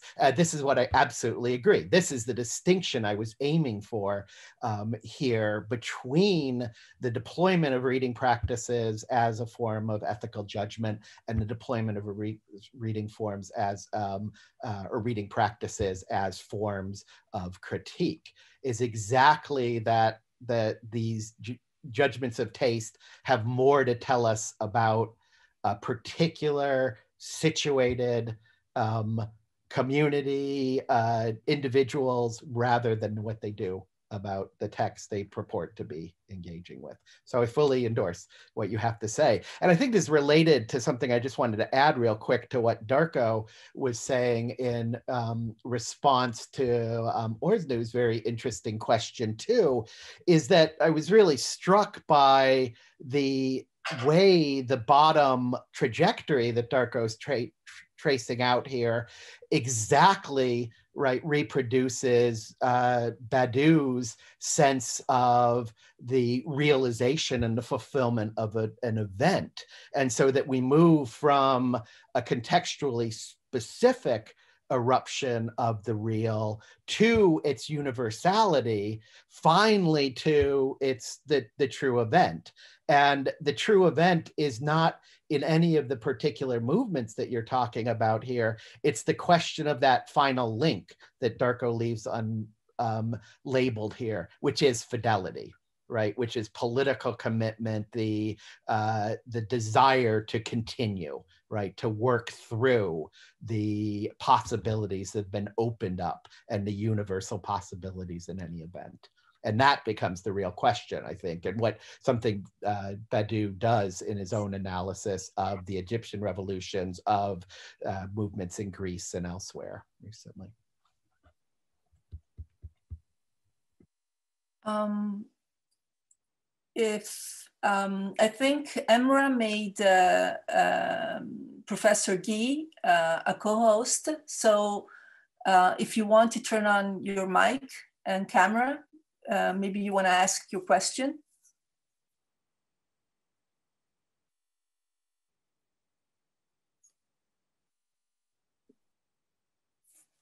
Okay. It was just a question. I was interested I'm really enjoying this so much. I was interested by what Patricia McManus said, in that I think even the more commercial, the more popular dystopias, the young that I know and that I teach love them. They are obsessed with them. And I don't really feel, I'm not talking about the quality of them, but I'm saying that they express a deep sense of fear and unease, which I think in itself is, I can't help but see as a positive thing, because it makes them less willing to believe the politicians' nostrums. And I know, actually, if you're thinking of the market, that commercial, I'm talking about big league commercial literary agents are trying to dissuade the young from writing dystopia because they themselves are bored with it. But if you look at what's appearing in cinema, what we are seeing is still an enormous amount of dystopia, and I think more will come in response to pandemic. And I personally see it as mostly in imaginative terms, I see it as disruptive, and I see it as a positive. It doesn't have to take them to a specific place, but it can jolt them in their conscription by capitalism, I think, by consumerism. So I see it as, I wouldn't want to be too dismissive of it. And I like what Patricia said for that reason. Is it all right, Rafaela, if I? Oh, yeah, absolutely. Professor Guy, thank you. Your experience is the same as mine with my students. And the odd thing is, the moments they most remember, the moments that students most like to talk about, now this is worrying in terms of literary criticism, but it's fine in terms of trying to understand why these texts are successful, are precisely the moments of resistance, the moments of rebellion. Now, some closer study, the grounds of the resistance, the grounds of rebellion, sometimes they move towards a very individual sense of moral obligation, something which privatizes the grounds of the rebellion. And frequently that means there's a return to the norm or a return to the present and one of the so-called happy endings. But that attention to resistance, to rebellion, the imaginative vocabularies for identifying where authority is illegitimate, all of that is fabulous. And I think there's something about the popular culture of the present that we will at some point realize just how miserable, how unimaginative, how backward and conservative the popular culture of the 1980s and 1990s was. And one of the ways that that'll happen is not because things all of a sudden become good, but just because there's a militancy around dystopian culture or the types of dystopian fictions that we have, which just wasn't there before. Now, whether it's responding to market pressures, i.e. these things are popular, so more are going to get made in the same mold, or whether it's responding to something deeper, I think we still need to figure out. And just, I'll finish on this, but just to bring what Darko said about Le Guin's short story, The Ones Who Walk Away from O'Malley's, about it being a glitch. Darko, we'll have this out another time, but it's read in classrooms, on school curricula as an anti-utopian text. But so is most dystopias. So are most dystopias, and it's read in that way because arguably the anti-utopian hermeneutic is far more potent than the text itself. If you read Le Guin's short story in a particular way, it's about the desire for anti-utopia, and it's trying to rebuke, trying to chastise that desire. So I think one of the things we need to do is look, I think, as Phil was saying earlier, is at how these texts want to be read and try and recognize in ourselves that anti-utopian hermeneutic, or the way in which it had a potency, which maybe is dwindling now, but arguably for Le Guin in particular, the way that she's become sanctified in some arenas, it was very, very powerful. So I think that's Tom's critical dystopian hermeneutic. Apologies, Tom, but we've got a lot of, your critical dystopian hermeneutic is going to be put to a lot of work, I think. Tom? Yeah, I'll be brief. I think I misstated myself, or am not being clear. And thank you, Professor G. And I noticed Jade is asking a similar question. In making the distinction between the commercial and more critical dystopias, I'm not setting up a binary of bad versus good dystopias. But it resonates more with Zolt's point, where he caught the opposition between surface readings and deep readings. I certainly would agree with you that these commercial dystopias have a very powerful resonance, but they need to be read deeply in terms of their form and their reception, and not simply taken for their surface content. They do have a political unconscious that can be dug out and worked with. But too often a surface reading takes the commercial quality and simply reproduces it over and over. And it was trying to get at that complexity of reading rather than a simple binary that I was trying to get at. It's, you know, the chat is wonderful. There's comments and there's people answering to each other, and it's kind of difficult to follow, but I invite everyone to read the chat. There's a question from Rita Monticelli to everyone.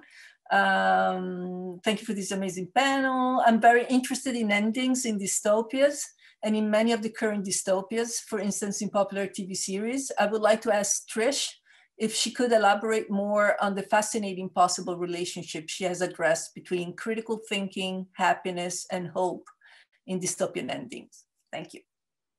Trish? I'm not, it's just just very, very roughly, and you know, maybe some of my colleagues would like to come in here again. So critical thinking, happiness, and hope, they're not three things I would put together for a lot of dystopian endings. You know, I think dystopias have to tread, whether they're classical or critical, or some of the more hybrid, I don't want to say mutants, but the odd shapes that some dystopias are taking now. For example, the happy ending dystopia. I think quite Darko's term, the novum, is really, really useful in reading, because the amount of thinking that has to be undone or unlearned in a dystopia, you know, any dystopia, you're thrown forward in time and space and have to learn how to recognize the velocities and the interior lives of those characters in those times and spaces. So you are critically thinking willy-nilly. You are doing that. But how's the dystopia going to resolve what it's doing to you? A happy ending returns you to the present as the place the dystopia departed from. Okay, so the present, that's your normative framework. That's what you're returned to. So your hope is kept going through the entirety of the narrative, but you just end up where you began from as a reader. So it's a bogus hope. You know, I think it would be Darko's false novum. Dystopias that are powerful. So for example, even in the short story of Jemison's, The Ones Who Stay and Fight, they leave you on a cliff edge, because the question is, what are you going to do? And now that's arguably very unsatisfactory formally for a narrative. It's open-ended, but it is so that aesthetically, it might not have symmetry. It might not have a shape. It's leaving too much of the reader. So I'll finish on this one. Again, it's not bringing together happiness and hope. So I apologize, Risa, you know, that I can't do that, but I think it is interesting that it doesn't happen that often. But if you think of what Atwood did in The Handmaid's Tale with the appendix, or what Orwell did in 1984 with the appendix, there is that sense that the story doesn't quite know how to finish itself in the time of the story, that it's not quite sure how to address the reader as that story finishes. So I think, I hope this isn't a cop-out, but I think I'll just say again that we have some more work to do to try and figure out precisely the relationship between that mode of reading, happiness, as elusive as it might be, and hope. Thank you. Okay, there are a couple questions for Darko. One is from Stephen Holmes. Darko, how do we manage the distinction between true and fake novums in regard to science fiction? That is, when thinking about the critiques of Susan Sontag that the 1960s science fiction films lacked social criticism, if we characterize science fiction films that lack radical novums as fake novums, do we risk being misleading or making it seem as though more science films are radical than really are?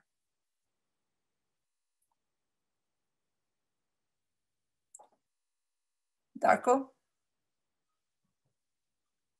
Your mic is...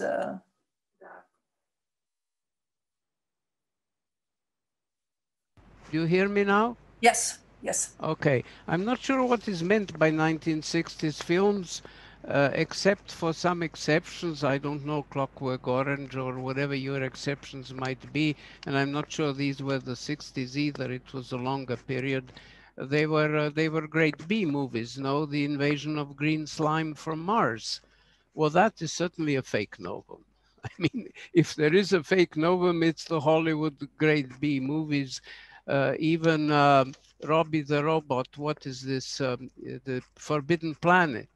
The Forbidden Planet is kind of fake Freudianism. The id rises up and kills the astronauts. You know, this is really fake. I mean, Freud would be horrified. On the other hand, if I may say something else, may I? Sure. I would like to come in on emotion. I'm not sure that hope and happiness are emotions, but they are damn close to emotions. And I had a paragraph about this, which I suppressed for length. I think we have to learn to cope with analyzing emotions. For example, differentiating within emotions. Brecht, for example, liked indignation very much. He said it was the most fertile emotion, and I concur 100%. It is the obverse of hope. It's the militant twin of hope, so to speak, indignation, right? Because you have hope, you're indignant at people who frustrate hope. Then we have the twin empathy, sympathy. Empathy is the nostrum for all quacks selling understanding of culture. Empathy didn't exist as a term before the 19th century, dear people. There is an old term, much better, called sympathy. Empathy means you identify into a person's mind, which is physiologically and psychologically impossible. There is no such thing that you can feel the same as anybody else. You can feel a variant. Sympathy means that you stand beside that person. Sim means with, okay? And you can critically contribute to his emotion or like it or dislike it or whatever, deal with it. So we have a lot of work with emotional studies. I think there was a wonderful beginning by some feminists, Alison Jagger and some other people, the early wave of feminism, which I don't see being continued. On the other hand, taste and ethics were in left-wing thought always bad-mouthed, and I think with good reason. Taste is very individualist. Taste is individual. Of course, it can be shared by force feeding through mass media, okay. But basically a taste is, do I feel this is the root is, do I feel what I eat is salt or sweet? This is taste, okay. So it's a little bit too individualist for my taste. Ethics is fine unless you oppose it to politics. If you do, you're in a fake novum, I'm sorry. If you don't, fine, let's have ethics by all means. Thanks. There's a great question from Larissa Lay, and she's also co-host, so maybe you can ask the question yourself. Thank you. Thanks, Rafaela. Thanks, Emma, for adding me. And thank you all the speakers. What an amazing panel. Oh my goodness. I have a question about the deployment of pain towards political ends. So, Trish, I'm thinking with your talk, and also about the hardening of left and right. So, Lawrence, I'm thinking with you. And it occurs to me that this is a problem that's connected to narrative structures. If we think about, you know, the classical narrative arc, and its requirement for conflict, right? Its requirement for conflict connected to pain, which is also the way that a lot of commercial fiction is driven. It's what makes commercial fiction sell.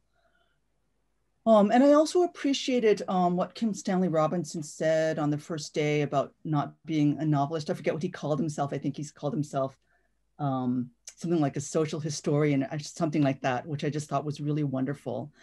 And it seems to me that if we're actually to see real change in the actual world that we inhabit, we need a pedagogy for these new kinds of forms. So KSR has been doing okay, but lots of folks who write in unconventional forms are not.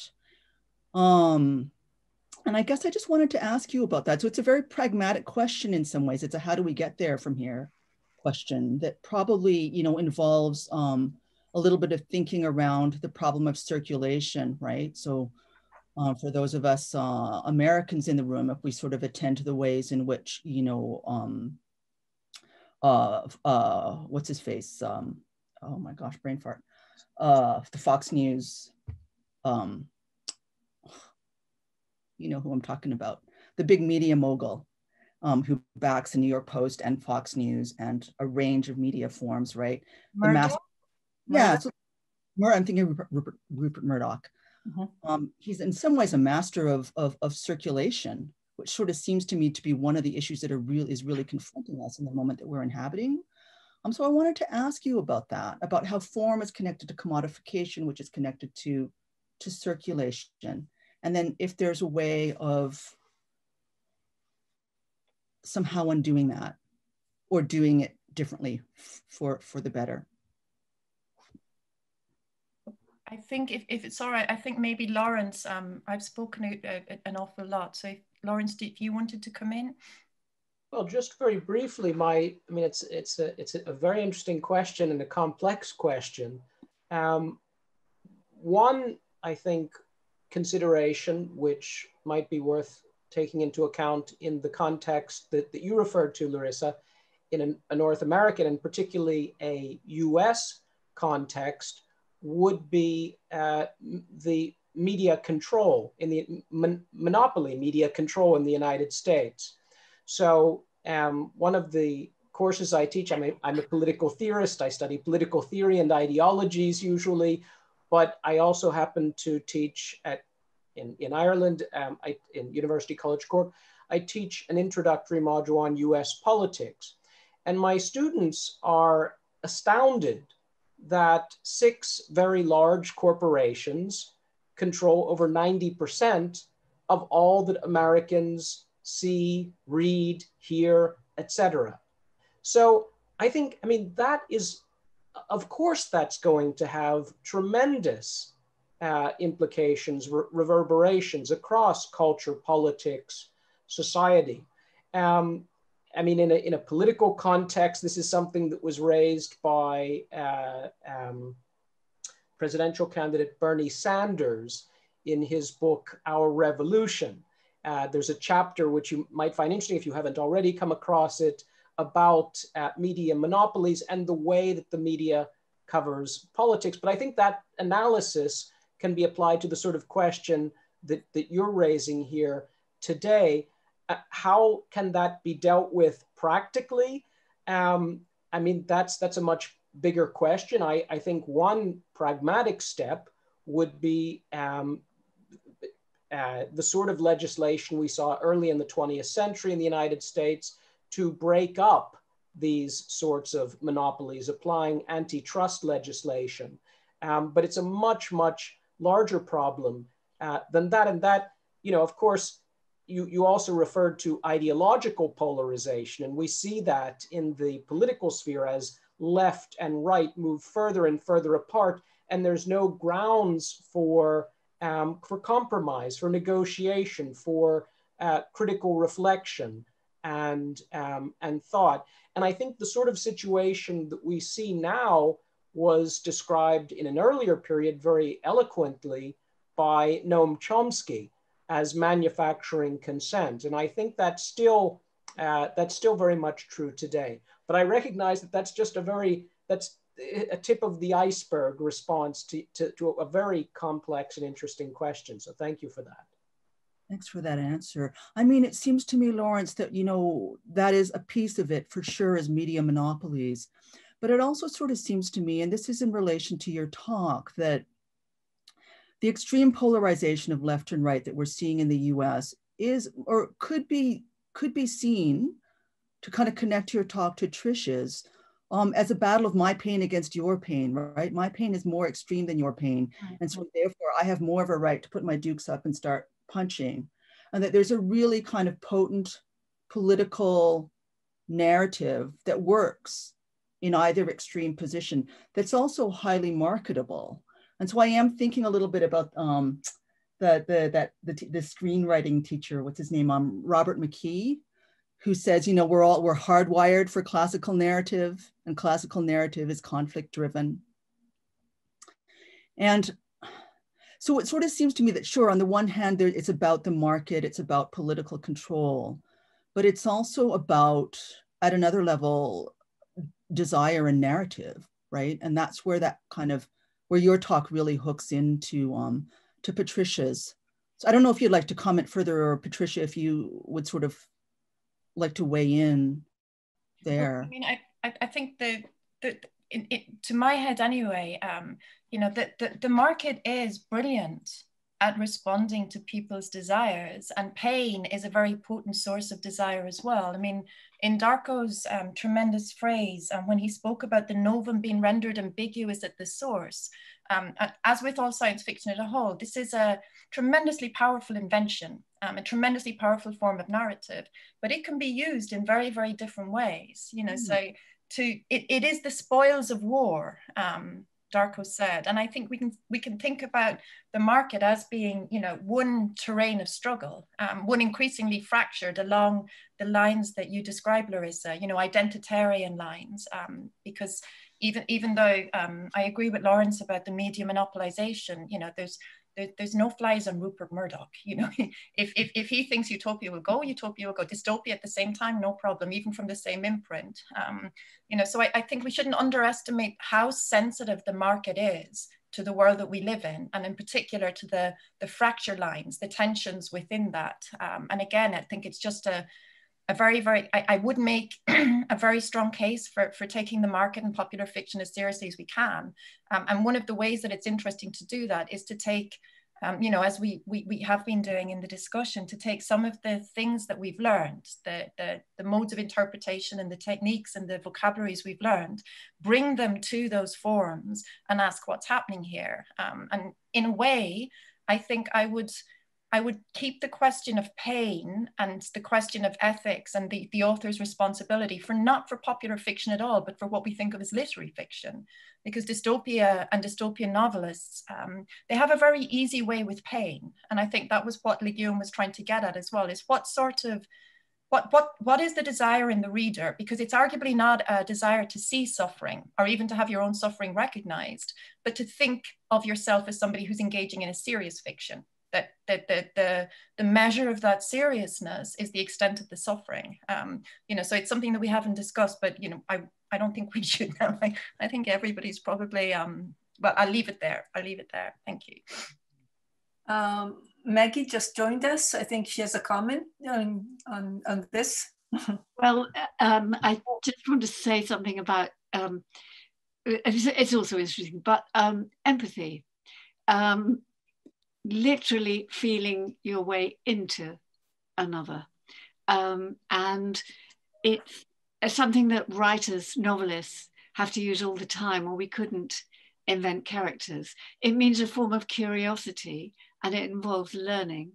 And the problem with, they're both beautiful words, sympathy and empathy, but empathy in a way has taken the place of sympathy, simply because sympathy seems to involve a different power relationship between the one who feels sympathy and the one who is sympathized with. And that's why we move towards empathy.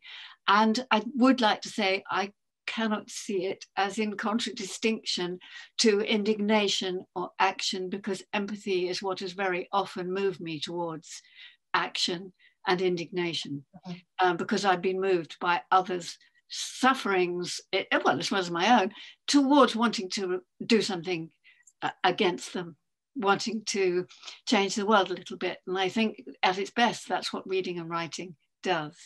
But I understand, and there's a lot of attacks on the idea of empathy, particularly after Barack Obama started talking about empathy, and some of those attacks came from the right, though I realize this one does not come from that area.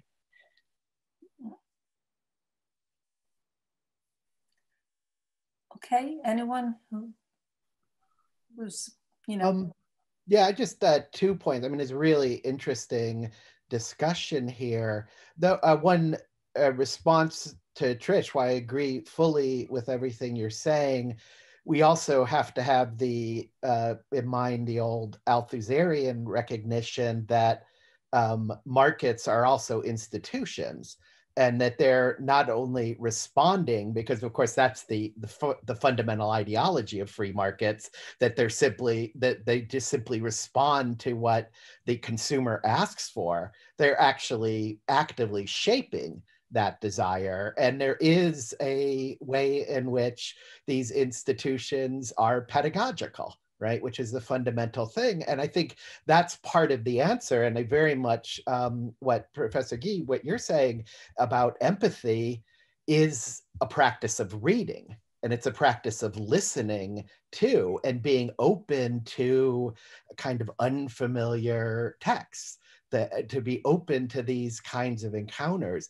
I mean, I think one of the things that has made this weekend so extraordinary, or this week, I guess it's just the weekend starting, this week such an extraordinary event for me, is the encounter with so many other kinds of texts, including, right, my Amazon box is filled right now with, including Professor Guy's novels, which I have not read enough of, and I want to, and many other things that were mentioned in the presentation. And so part of the way we begin to challenge that is to continue what we're doing right here, right, is engage these kinds of conversations, listening to each other, making I always tell my students in class that I so wish I could brainwash them, because I actually do believe my values and political goals are the correct ones. And I wish I could just impose them on them and they could go out and be my noble army of life. But that's never going to happen. Really, all we can do as educators is to expose them to a range of possibilities that they don't get otherwise in this society. And I think that also shapes a large part of the attack on the humanities in this contemporary moment, is that our goal, unlike other aspects of the institution, which is less to replicate, right, and rather to contribute to this kind of change, to contribute to this kind of opening up. And I think so we, again, always the kind of question of taking what we do very seriously too, as readers and teachers, and contributing to all of this.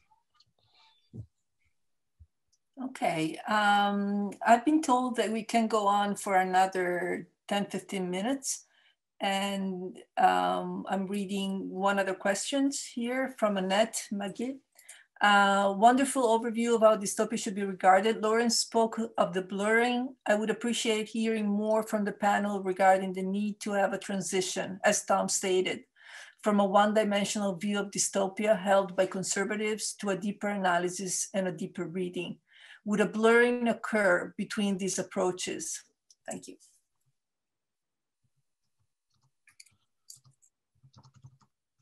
Who wants to pick up? Tom may want to comment on that. I don't, because that speaks to, I think, more to his paper. But just to clarify, if I may, Rafaela, that when I was referring to blurring, I was referring to a blurring of the distinction between utopia and dystopia. And just very briefly, just if I may, I just wanted to endorse Maggie Guy's comments about empathy, and as well to endorse Phil's comments about the act of reading and the way in which empathy can perhaps help us to develop new habits of vision, new patterns of desire which go well beyond the sort of, I mean, I'm a political theorist, which go well beyond the primarily rational, deductive sort of argument, which doesn't really get to the heart of a lot of problems in the way that empathetic reading can. This is something which, I mean, I don't agree with all of the arguments that she makes, but in fact, I disagree with many, but this is an issue which Martha Nussbaum raises in her work, The Therapy of Desire, where she's looking at the therapeutic aspects of ancient Hellenic ethics. And I think that's worth reading in this regard. And I'd also just like to say that I really enjoyed, was this yesterday, the comment which was made in the plenary session with Maggie Gee about the importance of, this is something which stuck with me and I've been thinking about today, the importance of every living creature at all moments of time. It's something that really, and the examples that you gave, just, I mean, some, very mundane, I suppose, examples, and you referred to some non-human animals, foxes, etc. This is something that strangely I've been thinking about during lockdown. We have urban foxes in our garden, a variety of birds, etc. And I've just been thinking about that more and more during the pandemic. So I just wanted to take this opportunity to thank you for that contribution. Thank you. Thank you. Yeah, if I guess by way of an answer, I'd go back to Larissa Lee's point about a pedagogy for new forms. And taking the point that a simple surface reading of commercial utopias, dystopias of them simply as market products is not going to get anywhere other than to replicate the world we already live in. And I very much take the point that Trish has been making about the need for a deep analysis and a deep reading, as does Phil, of these works. But I think one place where I don't think we'd get a blurring between these approaches, but one place we could find the pedagogy for new forms is in the type of dystopias that Raffaella was talking about at the beginning, the work of Hamid and Doctorow and Robinson and Larissa herself and others. These are very new dynamic texts, ways of writing, ways of approaching the world that, yes, may be dystopian and utopian in their mode, but they're working across many forms. And I think the more people read those forms, the more people learn about form, the more people engage with the complexity and the diversity, the more reading protocols are developed further. And I take Phil's point that this is part of our pedagogical work to teach our student these forms and these protocols, and then let them run with it. I never know sometimes what's going down in the head of people that I teach. And then 10 years later, I'll get a letter from someone who's just, either transform themselves or transform the world, and it'll bring me to tears. And this year, I teach a fifth-year architecture seminar, my one remaining teaching duty, which I dearly love because I can't stop.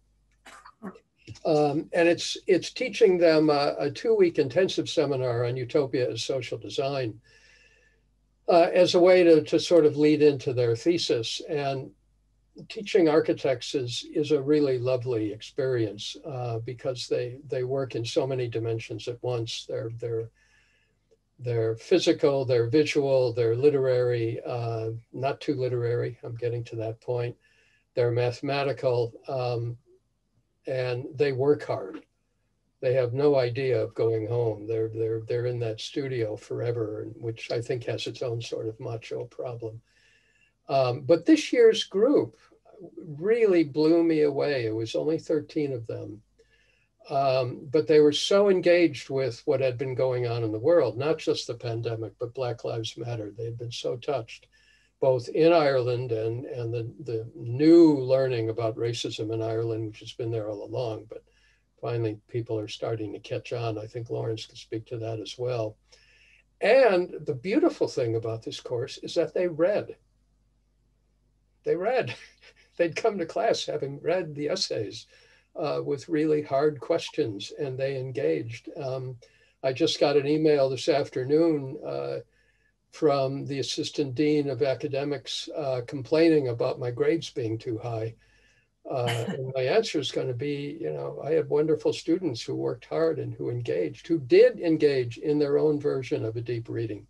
And I think that's where the movement is going to happen. That's where the raising of consciousness that we're engaged in happens. And that's where ideologically based, surface-based readings and versions of the world just aren't going to go anywhere other than to replicate the world that we live in.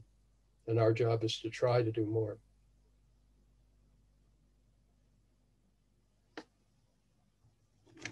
Okay, perhaps one last question. There's a question from Conrad Scott to pretty much the panel, and I'm just going to skip to the question. I wonder if you or anyone else might speak to an increasing prevalence of environmental elements in contemporary dystopias, which Handmaid, referring to the Handmaid's Tale, seems to avoid for the most part, or is at least not as focused on. I discussed environmental aspects in my earlier paper today, which I think you listened to, Philip. But I would love to hear all of your thoughts about what seems to be a recent concentration of environmental disruptions to a sense of place in these dystopias. I've been calling this the eco-critical dystopia, partly in riffing off of the critical dystopia.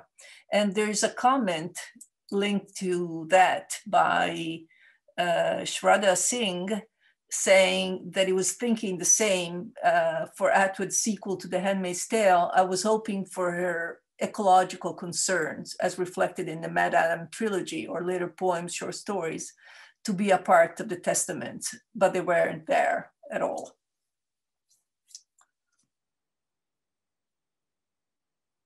Anyone?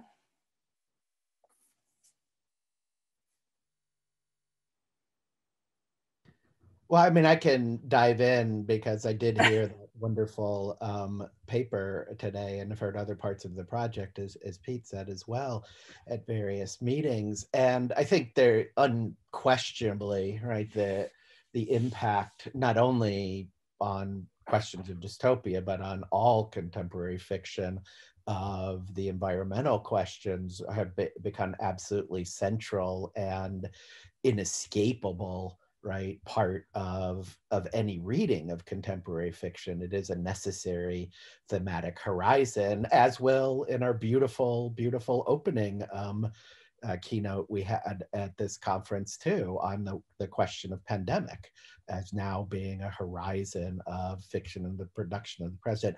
But I think one of the things one discovers is similarly in that pandemic project that these ecological concerns have long been absolutely central to science fiction, fictional texts. I was thinking about the Tim Murphy's very great paper this week on I Am Legend, and the way I'd never considered before that this is a direct response in some ways to George R. Stewart's great, great novel, Earth Abides.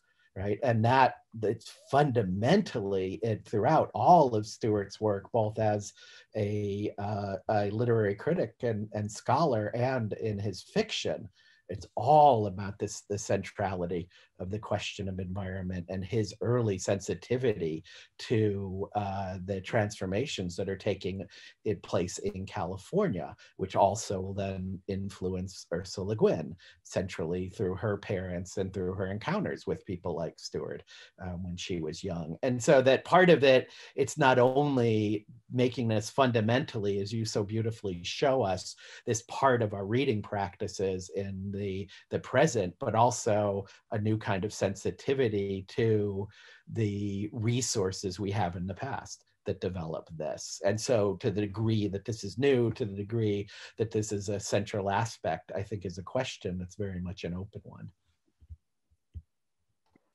Just to pick up, if I may, Rafaela, on what Phil has said there, and again, I find myself agreeing. I think that there's been a real paradigm shift in terms of awareness of ecological issues. And so, I mean, of course, it's true, though, that, you know, as Phil has pointed out, we can trace these themes over a long period of time in utopian and dystopian literature. And one course which I teach, it's a course called Contemporary Ecological and Anti-Capitalist Politics. But we read in this course, we read literary utopias, among them William Morris's News from Nowhere, Le Guin's The Dispossessed, to encourage the students to challenge preconceived notions about the relationship between environment, capitalism, etc. But let's not forget that when William Morris was writing News from Nowhere in the 1890s, he was writing very much against the grain of the dominant culture. The ecological themes, you know, which we find in News from Nowhere, the fierceness of his critique of modern civilization, not only in News from Nowhere, but in a wide range of his political writings, was very, very much against the grain of the time, which was, you know, he was writing in the wake of the Crystal Palace and the celebration of the potential of machines to save human labor, to make human life easier, with very little awareness of the potential effects of those machines and of a profit-driven system on the non-human natural environment. Now then we come to the later part of the 20th century, the rise of so-called ecotopias, Le Guin writing, you know, in the wake of the growth of the ecological movement, the rise of ecologism as a political ideology.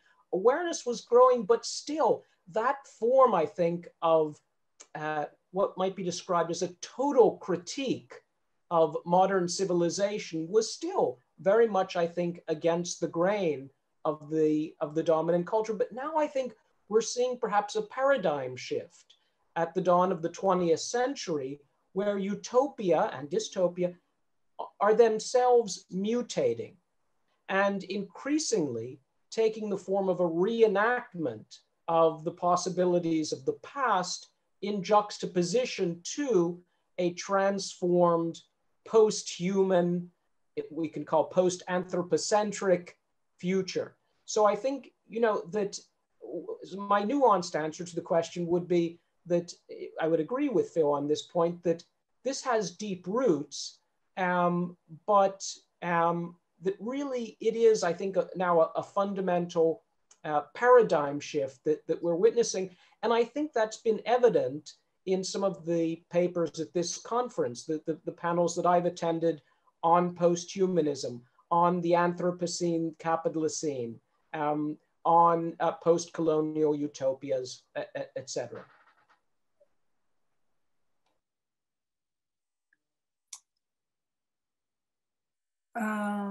Okay, I think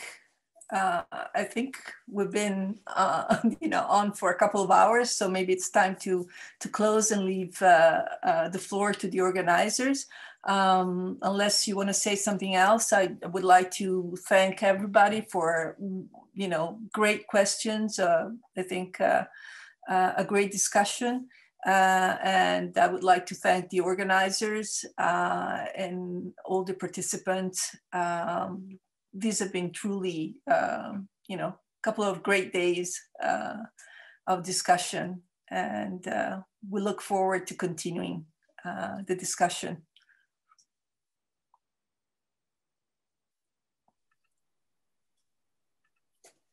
Yes, thank you so much. Thank you so much to our keynote panel for a stimulating discussion that I'm sure many of us will be thinking about, will be thinking over and referring to in our own work in the coming days, weeks, and months. We're also honored that your first appearance as the Dystopia Project was here with us. So thank you for that. It's been a really, really wonderful evening. So first, just to start our wrap up, a couple of housekeeping things. We will be posting the videos of most of the keynotes on YouTube after some editing. So those will be available to you soon. For those of you who require certificates of participation, the Kapadokya team will be working on getting those to you soon, likely next week. Lastly, we're working on some potential publication opportunities. So keep an eye on the conference website, the conference Twitter, and your emails, as we will send out information about that as we have it. We'd like to once again thank Kapadokya University for hosting this fabulous conference, and in particular, Alev Alatlı, Chairperson of the Board of Trustees, Hasan Ali Karasar, Rector of Kapadokya University, Sinan Akilla, Head of the English Language and Literature Department, and Serpil Opperman, Director of Environmental Humanities Center. We would also like to thank Burcu Satilmis for the incredible tech support. Really, it's been fantastic. I'd also like to quickly thank my comrades on the convening committee, without whom none of this would have been possible, and who have helped bring so much joy to the proceedings and to my life, really. Thank you guys. And especially Emre for his tireless work behind the scenes. If you could see all this man does in a day, I think you would not believe it. Yeah, so we'd also like to give another thanks to our fantastic keynotes, our wonderful musicians, our excellent speakers, and our gracious chairs. I think I speak for the whole convening committee when I say how thrilled we are with the level of intellectual engagement and curiosity on display the past few days. We feel so lucky to be able to have so many people from such a diversity of backgrounds, countries, and career stages all meeting together on this virtual platform. While it would have been nice to meet you in person and have a chat over a coffee or a beer, the strength of the virtual conference is that so many people who otherwise might not have been able to meet have been brought together.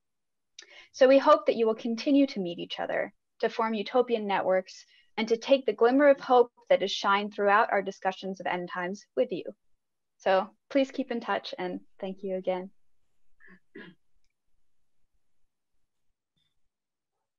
And now I'll pass it to my colleague, Heather. Thank you so much, Nora.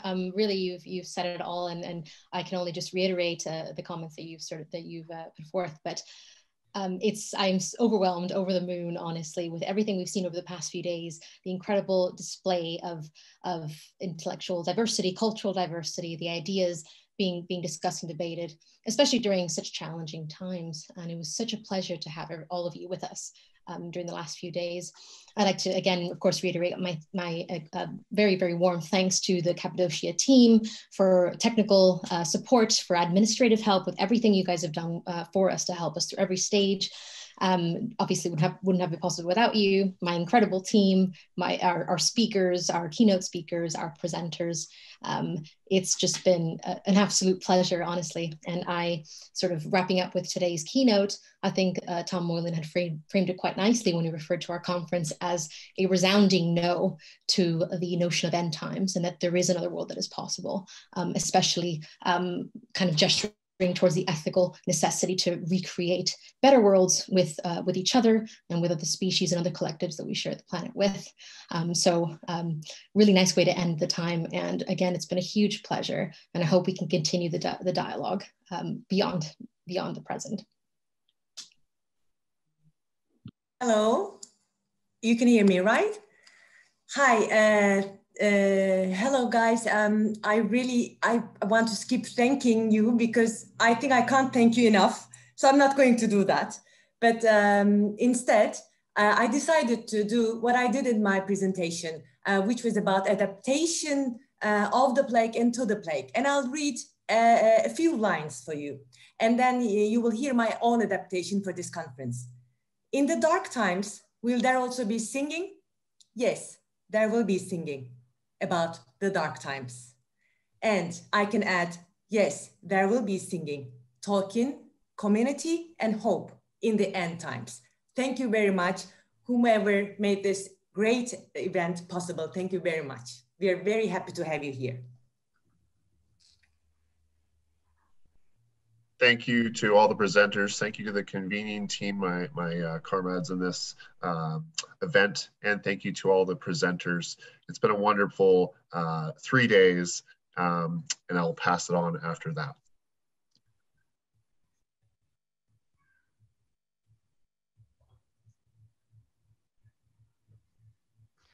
Bridget, you are off. Your mic is off. There's always one.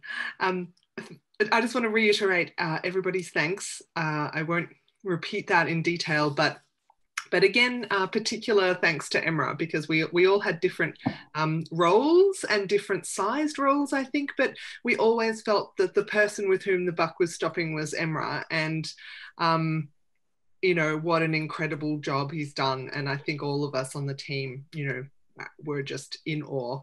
And I think maybe we can unmute ourselves and give him an actual clap that he can hear, if that's all right.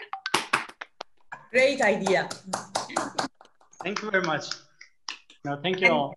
So yeah, thank you, Emrah. And before I pass to Martin, I just want to say that I think one of the things that the conference has shown is that, you know, in bringing such incredible rigor to really urgent social, ethical, and political questions that the pandemic has thrown up, the conference has kind of itself given lie to capitalist systems of value, not to be too grandiose, but the fact that this, as Emrah says, as has mentioned at one point, you know, this cost, what, $90 US? But the value that has been produced by the incredible A-game thinking that everybody's brought, you know, just gives lie to the sort of connection between, you know, money and values. So absolutely incredible thanks to all the speakers, all the keynotes who prepared so magnificently, and to my comrades on the team who've, yeah, been utopian in manifesting utopian values, as I hoped we would, but yeah, wonderful. Thank you so much. And I'll pass to Martin now. Hello, thank you. I just wanted to say how glad I am to have been able to give the little help that I have to you fellow organisers who've done so much to bring this marvellous event to realisation.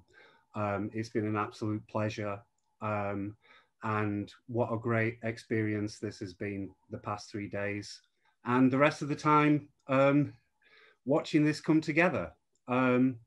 So I feel very lucky to be here in many ways and to have been here. So thank you very much. And I'll pass over to Rhiannon.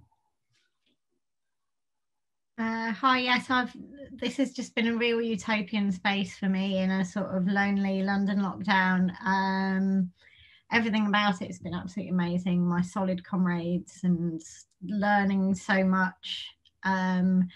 And if the only problem in this whole process has been technical difficulties, and I'm glad, because I think that technical difficulties are important because they show that humans can't seamlessly integrate into this kind of you know, machinic future. And to me, that's really important that we've managed to connect through these platforms, but that also it hasn't been seamless. And you know, the importance of one day having a utopia of face-to-face and embodied contact will, you know, again be something that we'll desire.